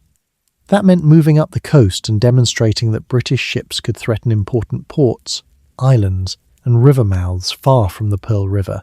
In effect, the expedition would turn China's long coastline from a shield into a source of vulnerability. When the fleet reached Chinese waters, it did not begin with a massive assault. There was still an effort to combine pressure with diplomacy. British representatives wanted the Qing court to receive their demands, and they hoped that a display of force might achieve concessions without an extended campaign. Yet the very movement of armed ships along the coast already altered the balance. Local officials, once confident that foreigners could be confined to regulated trade zones, now had to confront the reality that these same foreigners could choose where to appear and where to strike. The first British objectives reflected this logic. Instead of throwing everything immediately at Canton, the expedition moved towards strategic points that could weaken the Qing position and increase British leverage. One key early target was the Zhaosan archipelago, a group of islands off the eastern coast near the approaches to the Yangtze region. Zhaosan offered a useful harbour and a position from which British forces could threaten major commercial routes. Its capture would also send a message to the Qing court that the war, if it became a war, would not remain confined to the south. For Qing officials, this was unsettling. The old assumption that foreign trouble could be contained in Canton was becoming harder to maintain. Reports now describe British movement along multiple sections of the coast. This did not yet mean panic in Beijing, but it did create uncertainty. The Daoguang Emperor and his ministers had to determine whether the British intended a punitive expedition, a temporary blockade, or something larger. The court still hoped that firmness might succeed, yet it was becoming more difficult to ignore the military imbalance that coastal commanders were beginning to describe. Within the Qing system, there was another problem. Information moved through memorials, provincial reports, and bureaucratic summaries. That system could be very effective in ordinary times, but in a fast-moving coastal conflict it had weaknesses. Delays were common. Officials sometimes softened bad news before passing it upward. Others exaggerated their own success to avoid blame. As a result, the court did not always receive a perfectly clear picture of the military situation. This would become one of the recurring features of the war. British commanders made decisions with maps, reconnaissance, and naval intelligence, while the Qing court often depended on filtered reports that mixed fact, caution, and self-protection. British policy also remained mixed in motive. Some men involved in the expedition were driven mainly by commercial concerns. Others believed they were defending national honour after what they considered an insult to British authority. Still others cared most about opening China to a more formal diplomatic relationship. The opium question remained present, but the conflict was increasingly being framed in Britain as something wider than narcotics. Ministers spoke about security for trade, protection for subjects, and fair treatment for British representatives. This language made it easier to defend military action to critics at home, even though the origins of the crisis were impossible to separate from the opium traffic. The arrival of the expedition therefore marked a major turning point. Up to this stage, the Qing government had been dealing with merchants, smugglers, and consular officials. Now, it faced an organised imperial force with naval support, clear instructions, and a strategy built on selective coercion. The British did not need immediate conquest to succeed. They only needed to show, repeatedly and convincingly, that Chinese coastal defences could not stop them from taking positions that mattered. As more ships gathered, the fleet's very presence affected local commerce. Merchants hesitated. Coastal communities watched the sea lanes nervously. Rumours spread faster than reliable information. Some believed the British intended to attack Canton at once. Others thought they would sail directly north and threaten the approaches to the capital. This uncertainty served British purposes. It stretched Qing attention across a wide area and made it harder for the court to concentrate forces confidently at a single point. The expedition also revealed the administrative confidence of the British Empire in this period. Orders moved from London to India and onward to East Asian stations. Resources were drawn from colonies that had become linked by regular sea routes and military bureaucracy. The campaign in China was therefore not just a British national effort in a narrow sense. It was an imperial operation in which revenue from India, manpower from colonial armies, and naval strength from global stations all worked together. The Qing Empire was not facing a single squadron acting on its own initiative. It was confronting a system that could project organised force over very long distances. Yet for all their advantages, British commanders still had to proceed carefully. Climate, disease and supply could damage an expedition as surely as enemy fire. Troops transported long distances by sea were vulnerable to illness. Ships needed fresh water, food and repair. Harbours had to be secured before operations could continue inland along rivers or coasts. Britain's military edge was real, but it was not magical. Success required planning, discipline, and the steady use of maritime power. There was also the question of politics after victory. British commanders knew that seizing a port or defeating a coastal defence was only useful if it produced concessions. A campaign of random destruction would impress no one for long, and might even harden resistance. So from the beginning, force and diplomacy were meant to work together. Every movement of the fleet carried an argument within it. The guns announced capability, but the letters that followed demanded specific results: compensation, access, recognition, and an end to the old trade restrictions. By the end of this opening phase, one fact had become unmistakable. The dispute over opium had entered the world of strategy. Gunboats, transports, marines, Indian infantry, and diplomatic letters were now part of the same story. The Qing Empire, which had sought to crush an illegal trade in one coastal province, was confronting a global naval power determined to convert a commercial grievance into political advantage. The war had not yet reached its most dramatic battles, but the machinery that would produce them was now in motion. By the middle of 1840, the British expedition had begun operating along the Chinese coast. The fleet that arrived was not overwhelming in size when compared to the immense population and territory of the Qing Empire, but it possessed important advantages in organisation, discipline, and technology. British planners understood that they did not need to conquer large regions of China in order to influence Qing policy. Instead, they intended to strike carefully chosen points along the coast and along major waterways, creating pressure that would eventually force negotiations. The first phase of the war therefore unfolded largely at sea. British naval commanders studied the Chinese coastline and selected strategic positions where a relatively small force could create significant disruption. Ports, islands, and river entrances were particularly valuable targets. By controlling these locations, the British could interrupt regional trade, threaten larger cities inland, and demonstrate the weakness of Qing coastal defences.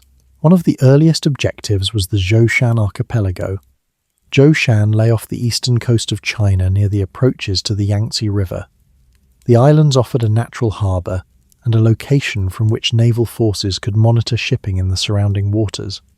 British officers believed that capturing the islands would provide a secure base of operations while also sending a clear signal to the Qing government that the war could extend far beyond Canton. In July 1840, the British fleet approached Zhaosan.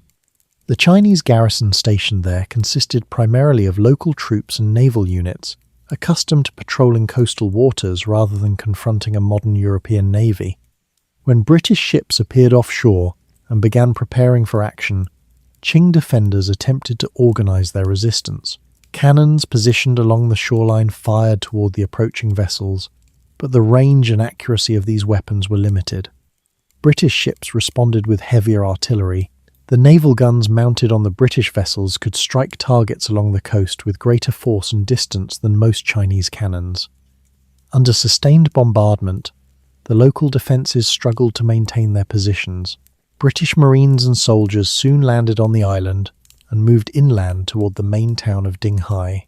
The capture of Dinghai followed relatively quickly. Chinese defenders fought in several locations around the town, but they lacked the coordination and equipment necessary to repel the landing force. Once British troops secured the harbour and surrounding positions, the island effectively fell under their control. For the British expedition, the capture of Zhaosan served several purposes.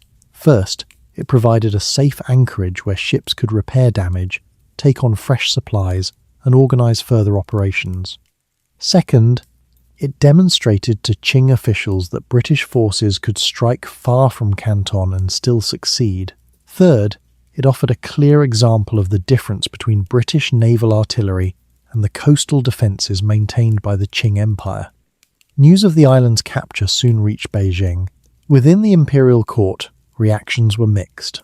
Some officials believed that the loss of a distant island did not represent a serious threat to the empire as a whole. China possessed a vast territory, and minor coastal setbacks had occurred in earlier centuries without lasting consequences. Other advisors, however, warned that the event revealed a dangerous vulnerability. If British ships could capture strategic islands and ports at will, they might gradually extend their reach along the coast and threaten important commercial regions. The Yangtze River basin in particular represented one of the wealthiest areas of the empire. Any disruption to trade there could create serious economic difficulties. Despite these concerns, the Qing government initially hoped that the conflict might still be contained. Officials in Canton continued corresponding with British representatives, while the imperial court attempted to understand the intentions behind the expedition. The Daoguang emperor expected his administrators to maintain order and protect Chinese territory, but he also hoped that negotiations might eventually restore peace. Meanwhile, conditions on Zhaosan revealed another challenge facing the British expedition. Although the island offered a valuable base, the climate and environment proved difficult for soldiers stationed there. Many troops had travelled long distances from India or other regions of the empire. The unfamiliar weather, combined with limited medical knowledge at the time, created opportunities for disease to spread. Illness soon affected a significant portion of the garrison. Fever and other infections weakened the soldiers who remained on the island, reducing the number of men available for further operations. British commanders realised that holding the position permanently might prove costly if disease continued to spread among their troops. As a result, the British eventually withdrew some forces from Zhaosan and repositioned their fleet. The campaign did not end with this adjustment. Instead, British planners began shifting their attention toward other coastal targets that might increase pressure on the Qing government. At the same time, diplomatic communication continued between the two sides. British representatives hoped that the demonstration of naval power might persuade the Qing court to negotiate. Their demands included compensation for the destroyed opium, secure trading rights for British merchants, and the establishment of clearer diplomatic relations between the two governments. From the Qing perspective, accepting such demands would have represented a serious departure from traditional policy. For centuries, the Chinese Empire had treated foreign traders as visitors who operated within Chinese territory under Chinese authority.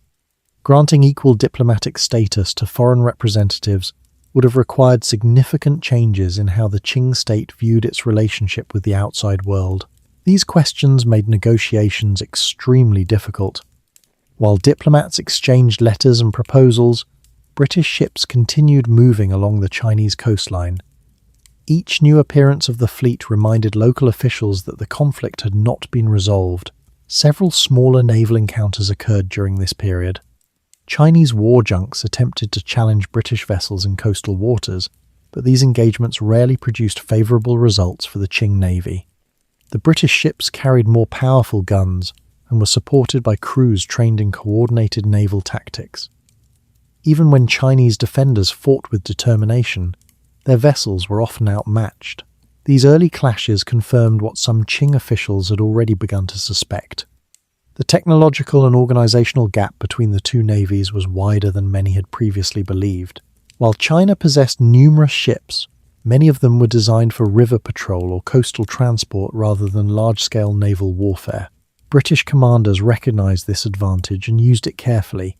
Instead of risking unnecessary losses in large battles, they continued focusing on strategic positions that would influence the broader conflict.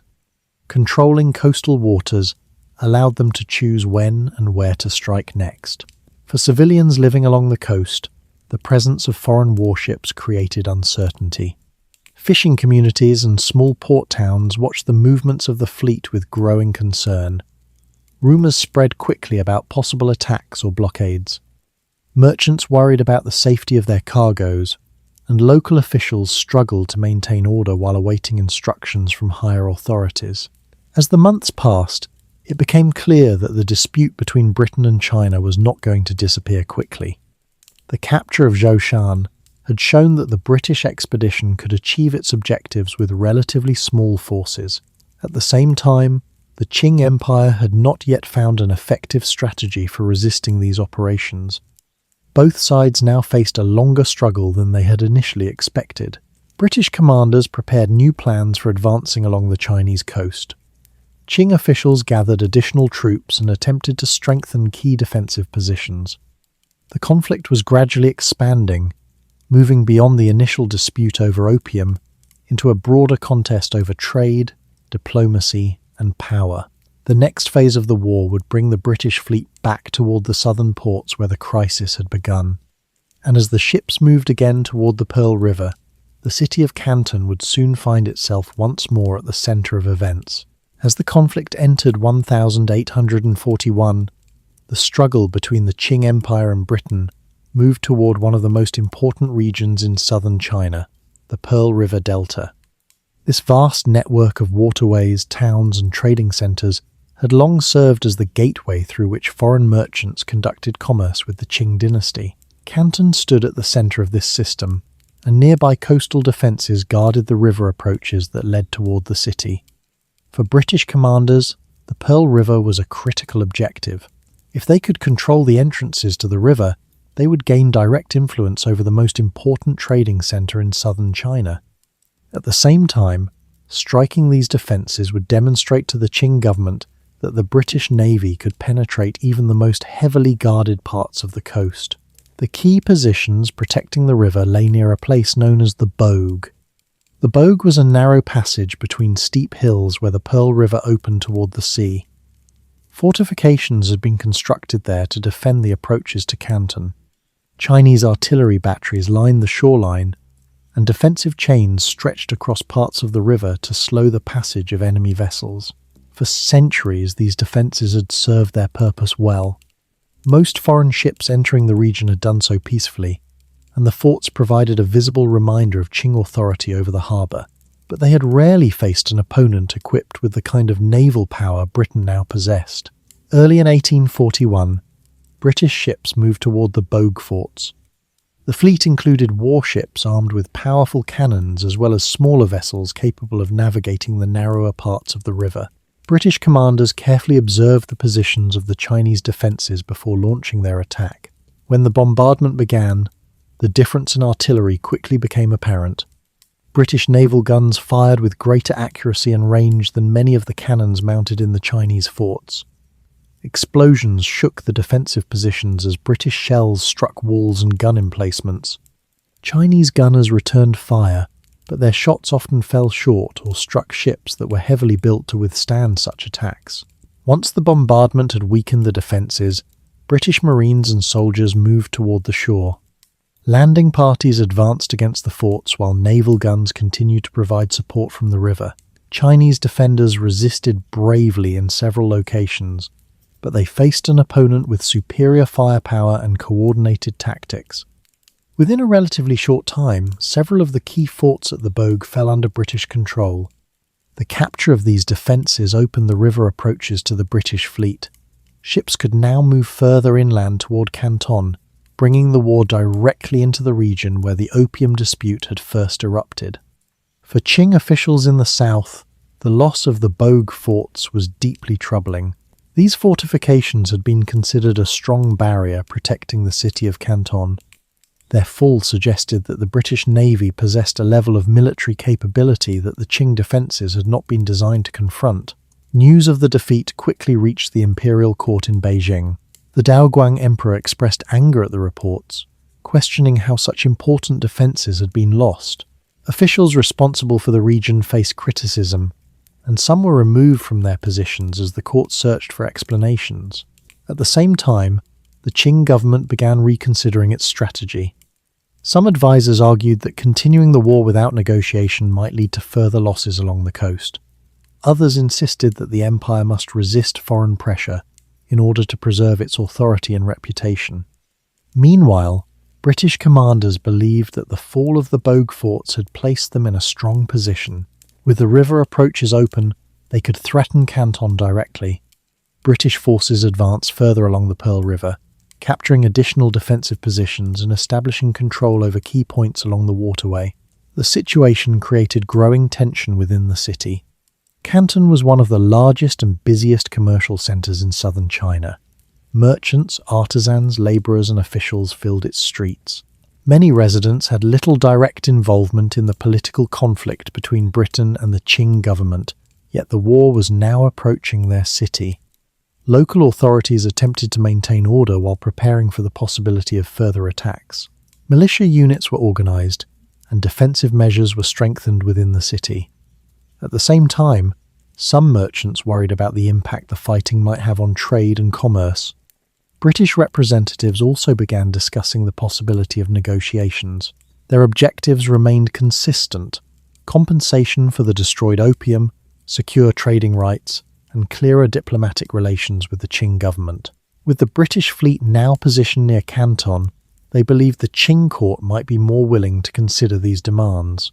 In early 1841, discussions between the two sides produced a tentative agreement known as the Convention of Quenpi. Under this arrangement, Chinese officials would provide compensation to British merchants and open the possibility of further negotiations. The agreement also included a proposal to transfer control of Hong Kong Island to Britain as a base for trade. However, the agreement soon became controversial. When news of the convention reached Beijing, the Daoguang Emperor rejected it. He believed that the concessions granted to Britain were too great, and that the officials who had negotiated the agreement had exceeded their authority. As a result, the conflict resumed. The breakdown of the agreement demonstrated how difficult it had become for the Qing government to balance diplomacy and resistance. Some officials feared that further concessions would weaken the empire's authority. Others believed that refusing negotiations might only prolong a war that China was struggling to win. British forces, for their part, continued pressing their advantage. The fleet maintained its presence along the Pearl River while additional operations were planned elsewhere along the coast. The capture of strategic points had already demonstrated the mobility and strength of British naval power. For the people living in southern China, the war was now an unavoidable reality. Ships carrying foreign soldiers and artillery moved through waters that had once been used mainly for trade. Defensive walls and forts that had stood for decades were damaged or destroyed. Communities that had rarely encountered foreign armies now watched the conflict unfold around them. The war that had begun with disputes over opium cargo had expanded into a broader confrontation between two very different political and economic systems. As 1841 continued, both sides prepared for further battles and negotiations. The Qing government still hoped to defend its authority, while Britain sought to reshape the rules governing trade and diplomacy with China.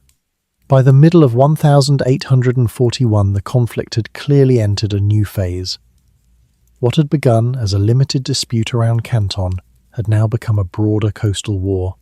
British forces had demonstrated that they could defeat defensive positions along the Pearl River and operate freely along large sections of China's coastline. Yet the campaign was far from finished. British leaders understood that controlling one region alone would not be enough to force the Qing government into a lasting agreement. Instead, the strategy evolved toward expanding pressure across multiple parts of the coast. The British fleet began moving northward again, targeting important ports and strategic locations that supported China's internal trade networks. By capturing these areas, British commanders hoped to demonstrate that the Qing government could not protect its most important commercial routes. One of the next major targets was the port of Amoy, known today as Xiamen. Amoy lay along the southeastern coast of China in Fujian province.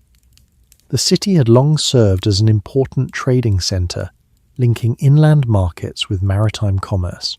Its harbour allowed ships to anchor safely, and its position made it a convenient gateway for goods travelling between southern China and other regions of Asia.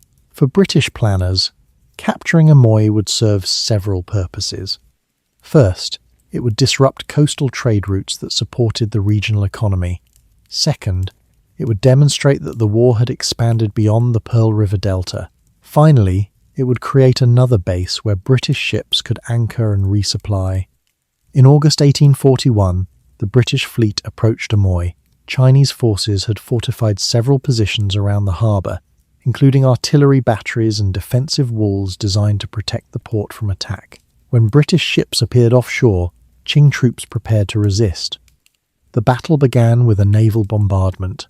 British warships opened fire on the coastal fortifications, while manoeuvring into positions that allowed them to strike key defensive points.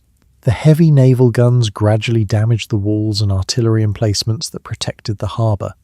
Chinese defenders responded with determination.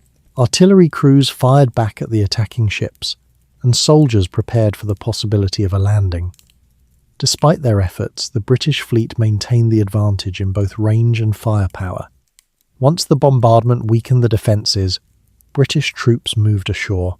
Marines and infantry units advanced toward the fortifications, while naval guns continued firing from the harbour.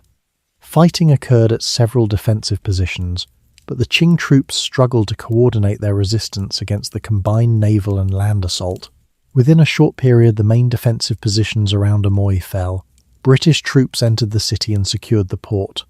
The capture of Amoy marked another clear demonstration of British mobility and military organisation. A relatively small force had defeated the local defences of an important coastal city. News of the loss spread quickly. Reports travelled along coastal trade routes and eventually reached the Imperial court in Beijing. For Qing officials, the fall of another major port confirmed that the conflict was no longer limited to one region. At the same time, British forces continued expanding their operations. After securing Amoy, the fleet moved north again toward the port of Ningbo. This city lay further along the eastern coast near the mouth of the Yong River. Like Amoy, Ningbo had long been a centre of regional trade and communication. The capture of Ningbo followed a pattern similar to earlier operations. British ships approached the harbour and began bombarding defensive positions. Chinese troops attempted to defend the city, but once again the difference in naval artillery and coordination played a decisive role. British landing forces quickly gained control of key points within the harbour and surrounding areas. When Ningbo fell under British control in October 1841, the campaign had expanded significantly.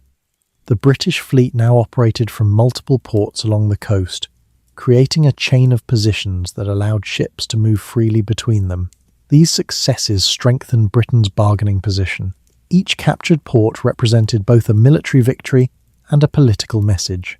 The Qing government could see that British forces were capable of striking different regions of the empire without facing strong resistance. For the Qing court, the situation was becoming increasingly difficult. The empire still possessed vast resources and millions of soldiers, but coordinating those forces against a mobile naval opponent proved challenging. Many Qing troops were trained primarily for land warfare or internal security rather than coastal defense against modern warships. Local officials also faced logistical difficulties. Moving large armies across the empire required time and organization. Meanwhile, British ships could sail quickly between ports, choosing where and when to attack. Despite these challenges, the Qing government did not surrender immediately. Additional troops were sent toward threatened regions, and efforts were made to strengthen defensive positions. Officials hoped that by reinforcing key cities, they might slow the British advance. In Ningbo, Chinese forces attempted to reorganize after the city's capture. Local residents watched as foreign troops occupied parts of their port. Markets and warehouses that had once handled domestic trade now stood under the control of British soldiers and sailors. For civilians living in these regions, the war created a sense of uncertainty. Some merchants worried about the safety of their goods. Others hoped that the presence of foreign forces might eventually restore stable trade conditions. The situation varied from town to town, but across the eastern coast, people were becoming increasingly aware that the conflict with Britain was reshaping their local economies. Meanwhile, British commanders continued planning the next stage of the campaign. Their strategy focused on applying pressure where it would have the greatest impact on Qing decision-making. The ultimate goal was not simply to capture ports, but to convince the Imperial court that continuing the war would bring further losses. One region held particular importance in this strategy. The Yangtze River system connected some of the most prosperous areas of China, including major cities such as Nanjing. If British forces could move toward this region, they might threaten the economic heart of the empire. The idea of a British fleet advancing into the Yangtze basin began to worry Qing officials. Such a move could disrupt grain shipments, trade routes, and communications between northern and southern provinces. The possibility added new urgency to discussions within the imperial court. By the end of 1841, the pattern of the war had become clear. British naval mobility allowed their forces to capture strategic coastal cities with relative speed. Qing defenders fought bravely in many engagements, but their weapons and tactics often proved less effective against modern warships and coordinated landing forces. With ports such as Amoy and Ningbo under British control, the pressure on the Qing government continued to grow. The conflict that had begun as a dispute over trade had now expanded into a series of military campaigns stretching across hundreds of miles of coastline. And as British commanders began considering operations further inland along China's great rivers, the war was moving toward a decisive stage that would eventually force the Qing Empire to reconsider its position. By the beginning of 1842, the conflict between Britain and the Qing Empire had entered its most decisive phase. The war had already stretched across several major ports along the Chinese coastline. British forces had captured cities such as Amoy and Ningbo, and their ships now operated with increasing freedom in waters that had once been firmly under Qing control. Yet despite these losses, the Qing government had not agreed to Britain's demands. Officials in Beijing still hoped that resistance might slow the foreign advance or persuade the British to accept a compromise that preserved imperial authority. But British commanders had already begun planning the next stage of the campaign, and this phase would bring the war into one of the most important economic regions of China. The focus now turned toward the Yangtze River. The Yangtze was one of the longest rivers in the world and served as a central artery of Chinese commerce. Goods from inland provinces travelled along its waters toward coastal ports, while grain shipments moved northward to supply major cities. Controlling access to the river meant influencing a large portion of the empire's economic activity. British planners recognised this importance. If their fleet could move into the Yangtze region, they would gain leverage far greater than that provided by coastal victories alone. Threatening the river would place pressure on some of the most prosperous provinces in the Qing Empire. Before advancing toward the Yangtze itself, British forces targeted several key positions along the eastern coast that guarded the river's approaches. One of these objectives was the city of Ningbo, which had already fallen under British control in late 1841. Qing commanders hoped to reclaim the city and restore their defensive line along the coast. In early 1842, Chinese troops launched an attempt to retake Ningbo. The attack took place during the night, when Qing soldiers moved toward the British-held positions surrounding the city. Their plan relied on surprise and numerical advantage. If they could overwhelm the smaller British garrison quickly, they might regain control before reinforcements arrived. The battle that followed demonstrated once again the challenges facing Qing forces. Although Chinese soldiers advanced with determination, the British defenders possessed well-organised defensive positions and modern firearms. Muskets and artillery fired from fortified points along the city's perimeter, forcing the attacking troops to fight under heavy fire. After several hours of intense fighting, the Qing assault failed.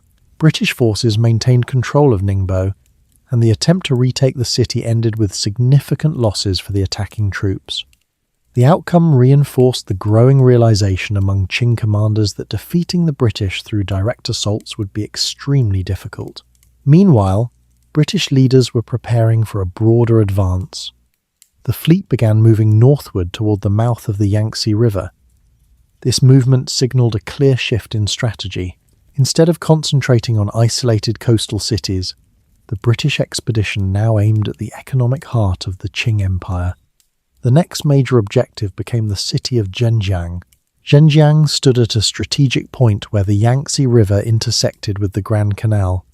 This location made it one of the most important transportation hubs in eastern China. Grain shipments from the south passed through the canal toward northern provinces, including the capital region around Beijing.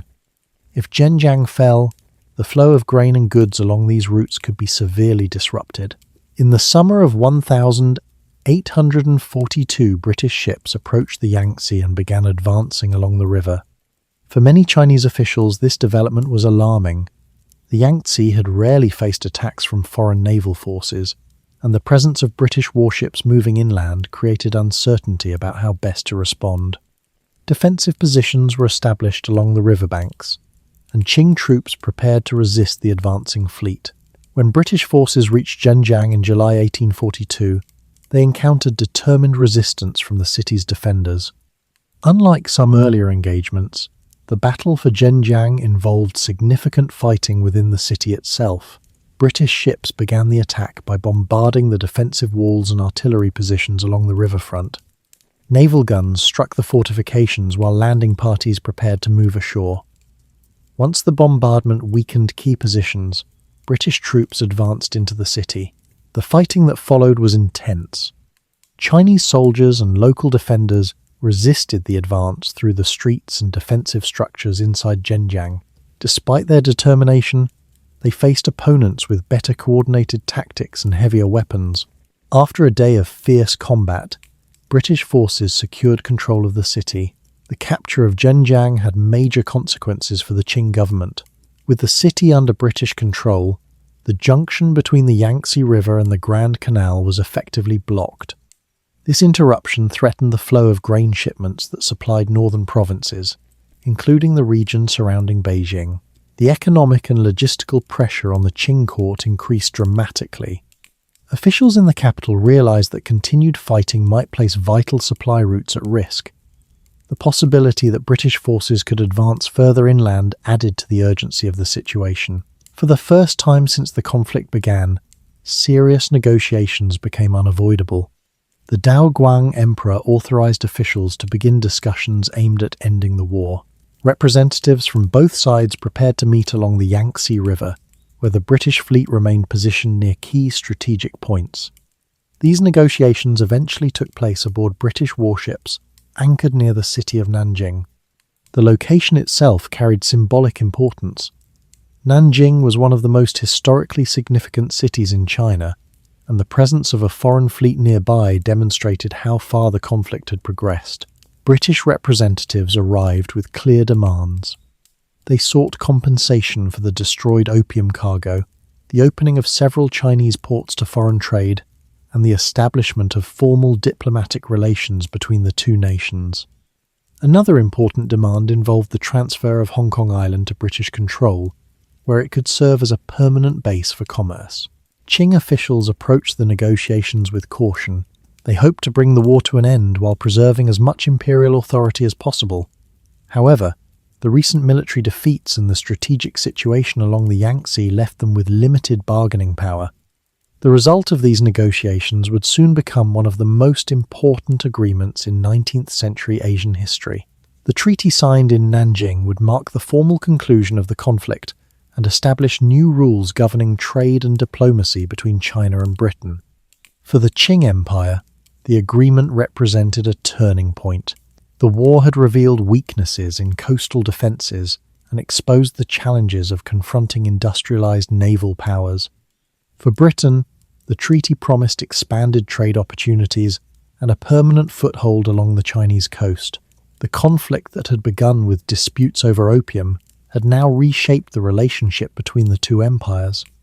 And as negotiations reached their final stage along the Yangtze River, the outcome would soon influence the future of China's interactions with the wider world. In the late summer of 1842, the long and difficult conflict between Britain and the Qing Empire approached its final stage. British forces had moved steadily along the Chinese coast and had now reached the Yangtze River basin, one of the most important economic regions in the empire.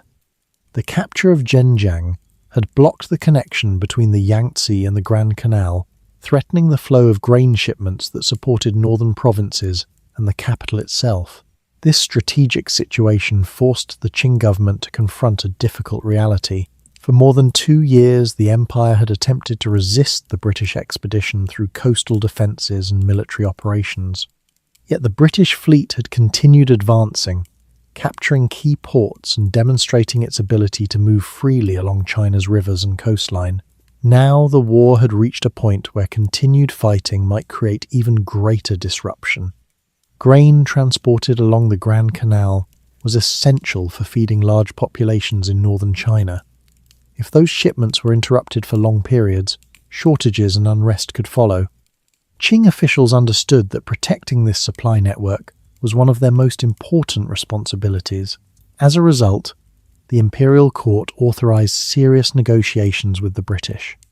These negotiations took place near the city of Nanjing, where British ships had anchored along the Yangtze River. The presence of the fleet so close to such an important city illustrated how far the conflict had progressed since the early disputes in Canton.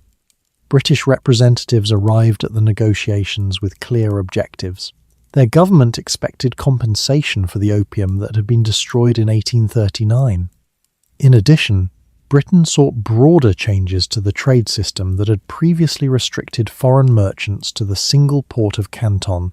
British officials believed that opening several additional ports would create a more stable and profitable commercial relationship.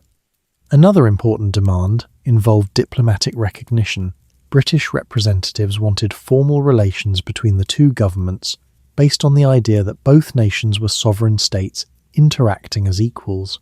This concept differed significantly from the traditional Qing view of foreign trade, in which outside merchants were treated as visitors operating under Chinese authority. For Qing officials participating in the negotiations, these demands were difficult to accept. The empire had long viewed itself as the central power within its regional system. Granting foreign nations equal diplomatic status required adjusting traditions that had guided imperial policy for centuries. Yet the military situation left little room for refusal.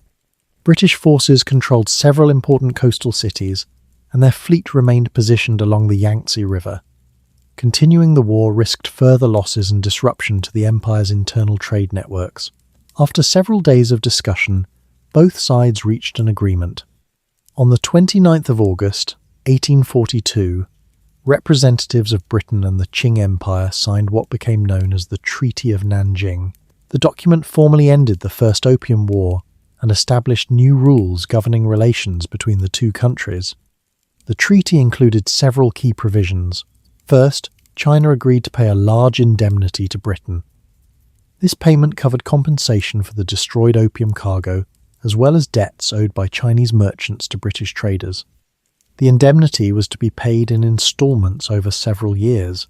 Second, the treaty opened 5 Chinese ports to foreign trade. In addition to Canton, the ports of Xiamen, Amoy, Fuzhou, Ningbo, and Shanghai were designated as treaty ports where British merchants could live and conduct business. These ports would gradually become important centres of international commerce. Third, the treaty required China to cede Hong Kong Island to Britain. The island would serve as a permanent base where British merchants could operate under British administration. Over time, Hong Kong would develop into one of the most important trading ports in Asia. Finally, the treaty established a framework for future diplomatic communication between the two governments. Although it did not fully resolve every legal question between Chinese authorities and foreign citizens, it marked the beginning of a new relationship that differed from the earlier Canton system. For Britain, the treaty represented a major success. The government had achieved its goals of securing compensation, expanding trade opportunities, and obtaining a permanent foothold along the Chinese coast. British merchants soon began establishing new trading operations in the ports opened by the agreement. For the Qing Empire, however, the treaty carried more complicated consequences. Although the war had ended, the agreement forced China to accept terms that many officials regarded as unfavourable. The loss of Hong Kong and the opening of multiple ports to foreign merchants marked a significant shift in how the empire interacted with outside powers. Within China, reactions to the treaty varied. Some officials believed that ending the war quickly had been necessary to prevent further damage to the economy. Others viewed the agreement as a troubling sign that the empire's traditional defences were no longer sufficient against modern industrial powers. At the same time, the treaty did not address every issue that had contributed to the conflict. Questions about tariffs, legal jurisdiction over foreign citizens, and the opium trade itself remained only partially resolved. These unresolved problems would eventually lead to further tensions between China and Western powers in the decades that followed. In the months after the treaty was signed, British forces gradually withdrew from many of the positions they had occupied during the war. Ships returned to their bases, and soldiers stationed in captured cities departed as the agreement came into effect. Trade soon began expanding in the newly opened ports, where merchants from several nations established commercial communities. Shanghai, in particular, would become one of the most important international trading centres in East Asia. Foreign merchants built warehouses and offices along the city's waterfront. Ships carrying goods from Europe, India, and Southeast Asia began arriving regularly. Over time, the port developed into a major hub connecting Chinese markets with global trade networks. For the Qing government, the end of the war offered an opportunity to reconsider the empire's approach to foreign relations. Some officials began studying Western technology and military methods more carefully. Others focused on strengthening coastal defences in case similar conflicts occurred in the future. Yet despite these efforts, the Treaty of Nanjing marked the beginning of a new era. China's relationship with foreign powers would now be shaped by treaties and trade agreements that opened parts of the country to international influence. The war had demonstrated that technological and military developments in Europe had altered the balance of power along the Asian coast. For ordinary people living in the treaty ports, these changes became visible in everyday life. Foreign ships filled the harbours, merchants from different nations established businesses, and new cultural exchanges gradually appeared in the cities where international trade expanded. The First Opium War had begun as a dispute over a single commodity. By the time it ended, it had reshaped the political and economic relationship between China and the Western world. The treaty signed along the Yangtze River in 1842 closed one chapter of the conflict, but it also opened a new period in Chinese history that would bring further challenges in the years ahead. Although the Treaty of Nanjing ended the fighting between Britain and the Qing Empire in 1842, the consequences of the war continued unfolding across China in the years that followed. The agreement had brought peace, but it also introduced new arrangements that reshaped trade, diplomacy, and daily life in several coastal regions.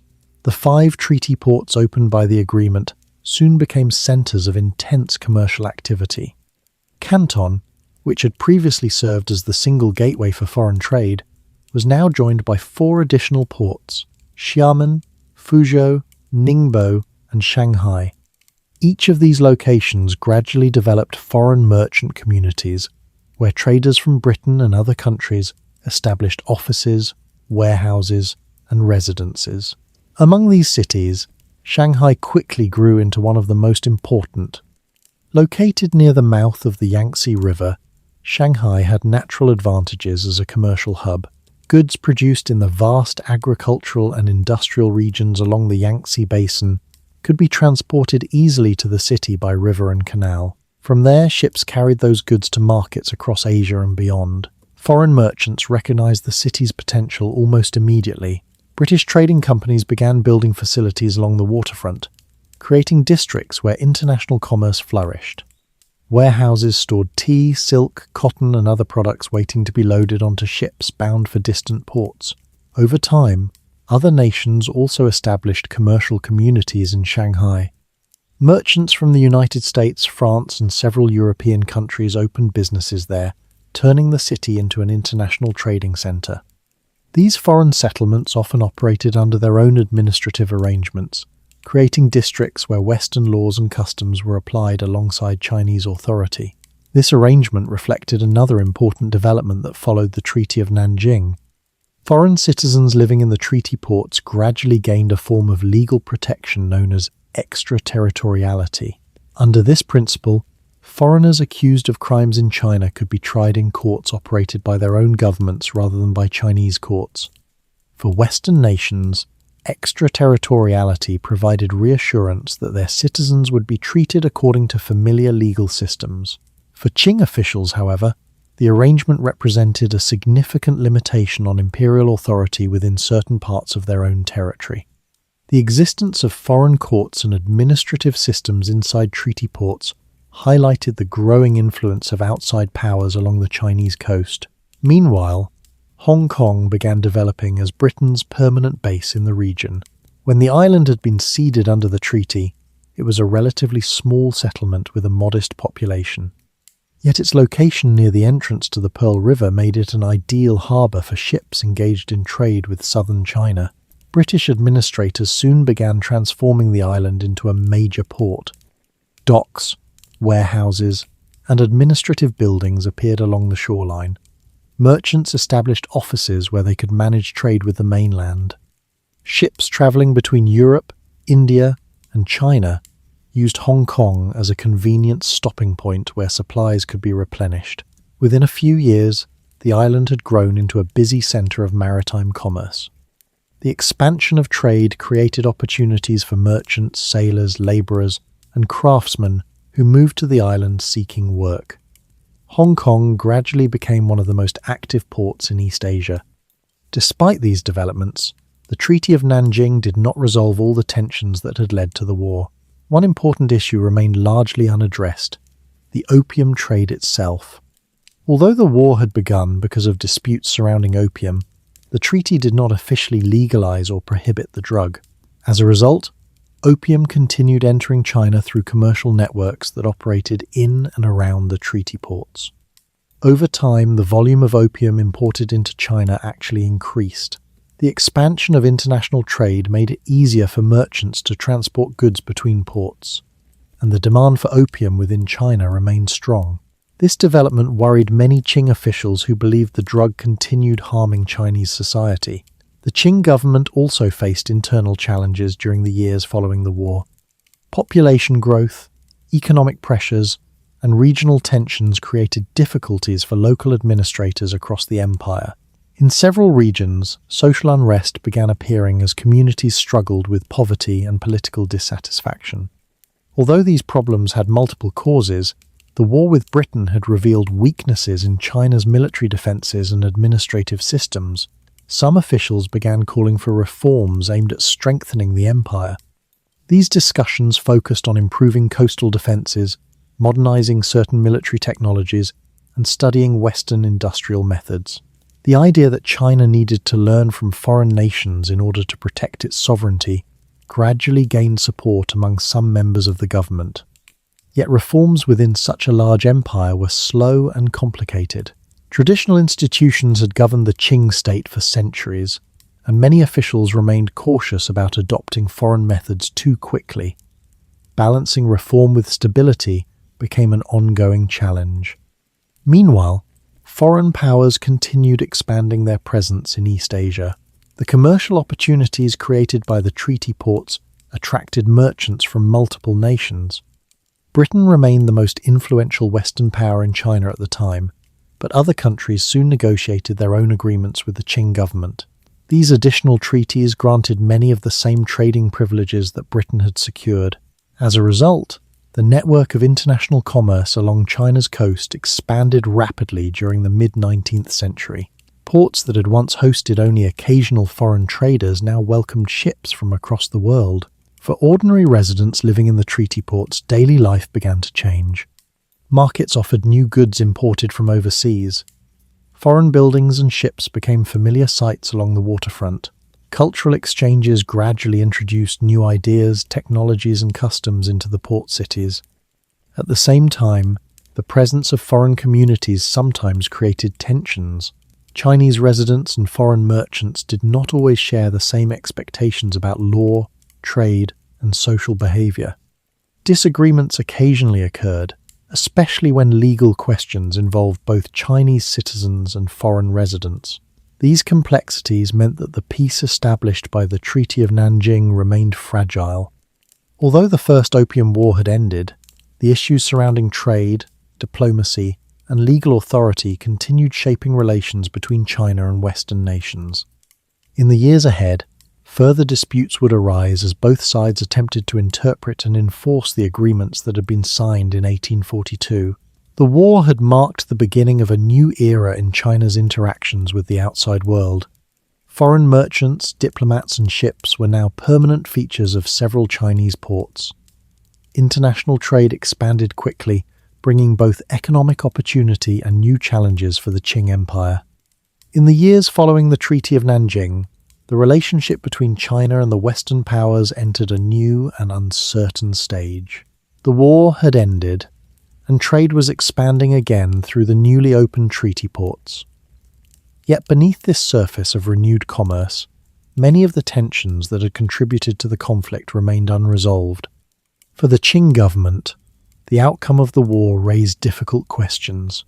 The empire had governed vast territories for centuries and had maintained stability through a well-established administrative system. Yet the conflict with Britain had revealed that traditional coastal defences and diplomatic practices were no longer sufficient when confronting industrialised naval powers. Some officials within the Qing court began discussing the need for reforms. They believed that China needed to study Western technology more carefully, particularly in areas such as naval construction, artillery, and shipbuilding. Improving coastal defences and modernising parts of the military became topics of increasing interest among certain administrators. However, these discussions were far from simple. China's government was built upon long-standing traditions and institutions that had evolved over centuries.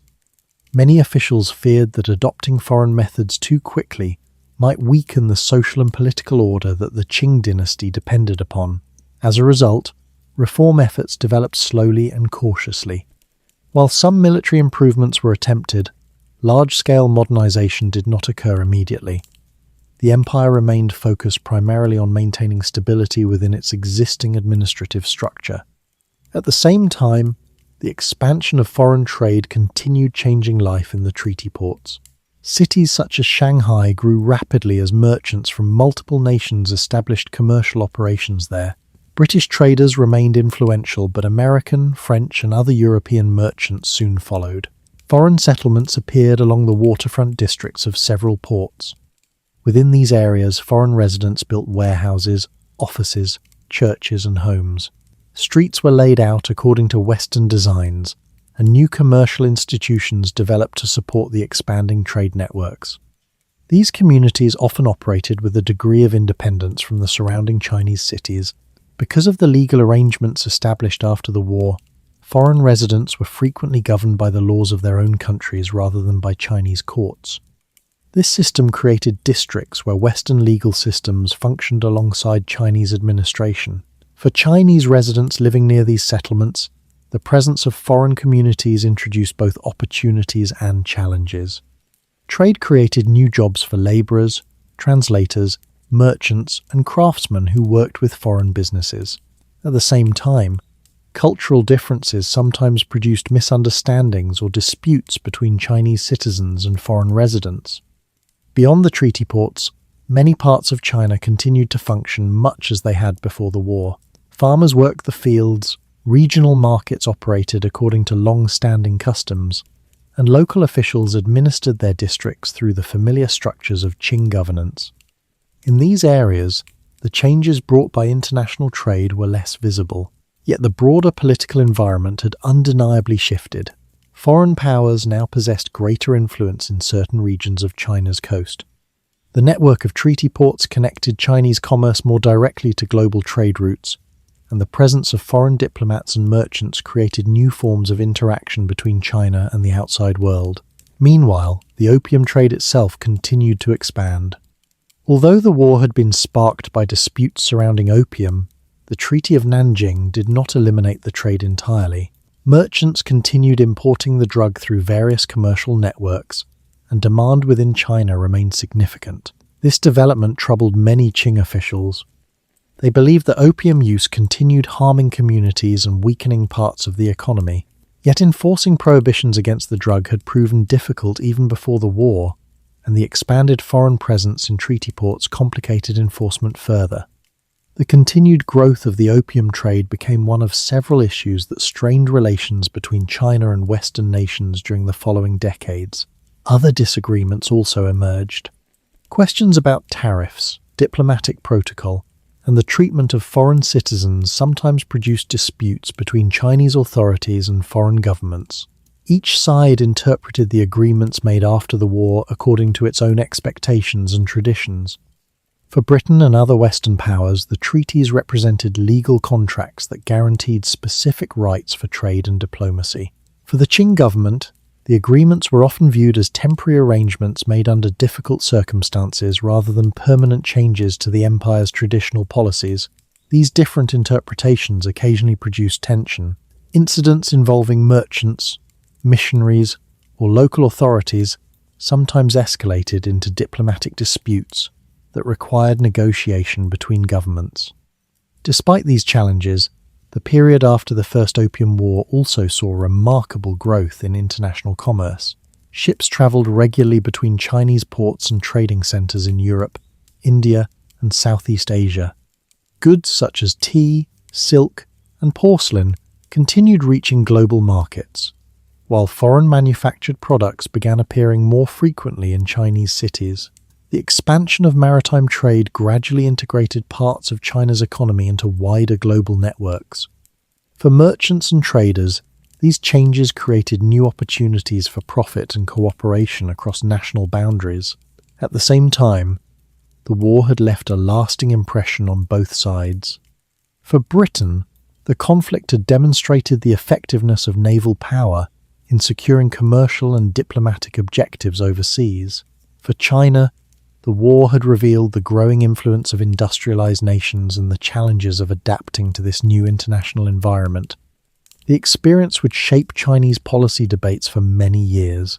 Some officials continued advocating cautious reforms aimed at strengthening the empire. Others focused on preserving traditional institutions while managing foreign relations as carefully as possible.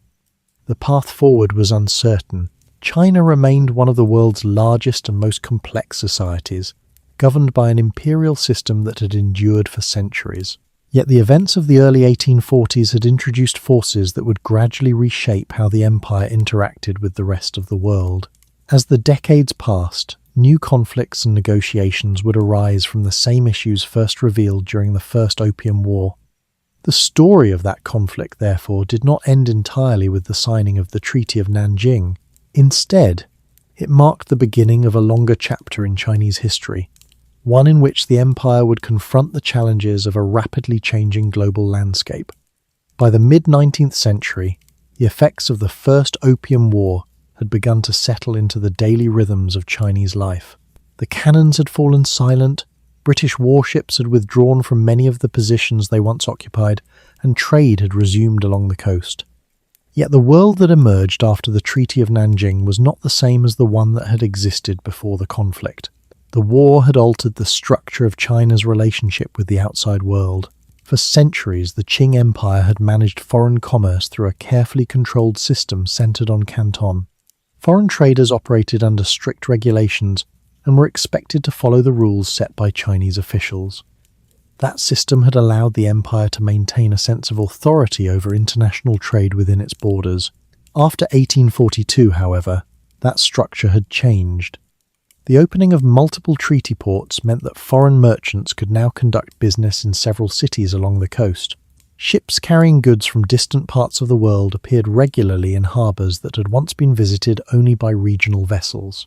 International trade became a visible and permanent feature of life in these ports. Shanghai soon stood out as the most prominent example of this transformation. What had once been a regional trading town quickly grew into a busy centre of global commerce. Warehouses lined the riverbanks, storing goods arriving from across the world. Foreign merchants established offices that connected Chinese markets with trading houses in Europe, India, and Southeast Asia. The city's harbour filled with ships flying many different flags. British vessels remained the most numerous, but ships from the United States, France, and other nations also arrived regularly. The presence of these international traders created a unique environment where Chinese merchants, foreign sailors, translators, bankers, and labourers interacted daily. Similar developments occurred in other treaty ports. Xiamen, Fuzhou, and Ningbo gradually expanded their trading districts, and Canton itself continued serving as an important gateway for commerce in southern China. The network of ports created by the Treaty of Nanjing formed a new link between China and the global economy. For many merchants, these changes brought opportunity. Trade expanded as goods moved more easily between China and overseas markets. Tea shipments continued travelling toward Europe, while foreign manufactured products began appearing more frequently in Chinese cities. Yet alongside these economic opportunities came growing concerns within the Qing government. The war had revealed weaknesses in the empire's coastal defences and military organisation. Some officials feared that if China did not strengthen its institutions, further conflicts with foreign powers might follow. Debates within the imperial court increasingly focused on how the empire should respond to this new international environment. Certain officials believed that China needed to study Western technology and military practices more carefully. They argued that understanding modern artillery, shipbuilding, and industrial methods might help the empire defend itself more effectively. Others preferred a more cautious approach. They believed that preserving traditional administrative systems remained essential for maintaining social stability across the vast territories of the Qing Empire. Sudden changes, they warned, might create internal unrest or weaken the authority of the government. These debates would continue shaping Chinese policy throughout the decades that followed. Meanwhile, foreign influence within the treaty ports continued expanding. Missionaries established churches and schools where new ideas about religion and education were introduced. Merchants brought different financial practices and commercial organizations into the trading cities. Cultural exchanges gradually occurred as Chinese residents encountered foreign customs, languages, and technologies. The process was complex and often uneven. In some areas, cooperation developed between Chinese and foreign merchants, who worked together to expand trade. In other places, tensions arose when legal systems, social expectations, or economic competition produced disagreements. One issue that continued troubling Qing officials was the persistence of the opium trade. Despite the conflict that had erupted over the drug, opium imports into China did not disappear after the war. In fact, the expanding network of international commerce sometimes made it easier for merchants to transport the substance into Chinese markets. Officials who had long opposed the trade remained concerned about its social effects. They continued attempting to regulate or restrict the drug, although enforcement remained difficult within the complex environment of treaty ports and international shipping routes. Thus, the legacy of the war remained visible in many aspects of Chinese society. Politically, the Qing Empire had been forced to accept a new form of diplomacy with Western nations. Economically, the treaty ports connected China more directly with global trade networks. Socially, the presence of foreign communities along the coast introduced new cultural influences and interactions. For Britain, the war had achieved its immediate objectives. The Treaty of Nanjing secured compensation for the destroyed opium cargo and opened new markets for British commerce. The acquisition of Hong Kong created a permanent base from which British merchants could operate in East Asia. Over time, Hong Kong developed into one of the busiest ports in the region. Ships travelling between Europe, India, and China passed through its harbour regularly. Warehouses, docks, and commercial offices expanded across the island, transforming it into a major centre of maritime trade.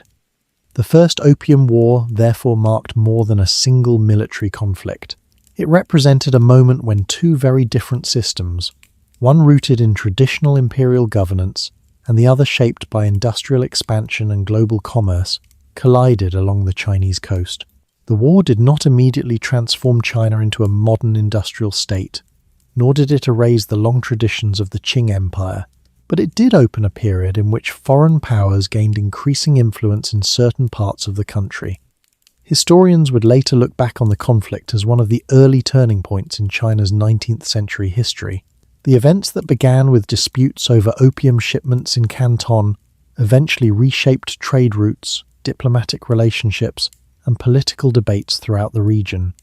Yet for the people who lived through those years, the story was experienced in quieter ways. A merchant watching unfamiliar ships enter the harbour, a local official reading reports of distant battles along the coast, a sailor navigating waters that had suddenly become part of an international conflict. These small moments formed the human side of a much larger historical transformation. And as the 19th century continued unfolding, the lessons of the First Opium War would echo through future decisions made by leaders in both China and the Western world. The cannons had fallen silent in 1842, but the story of how trade, empire, and technology reshaped the relationship between nations was only just beginning.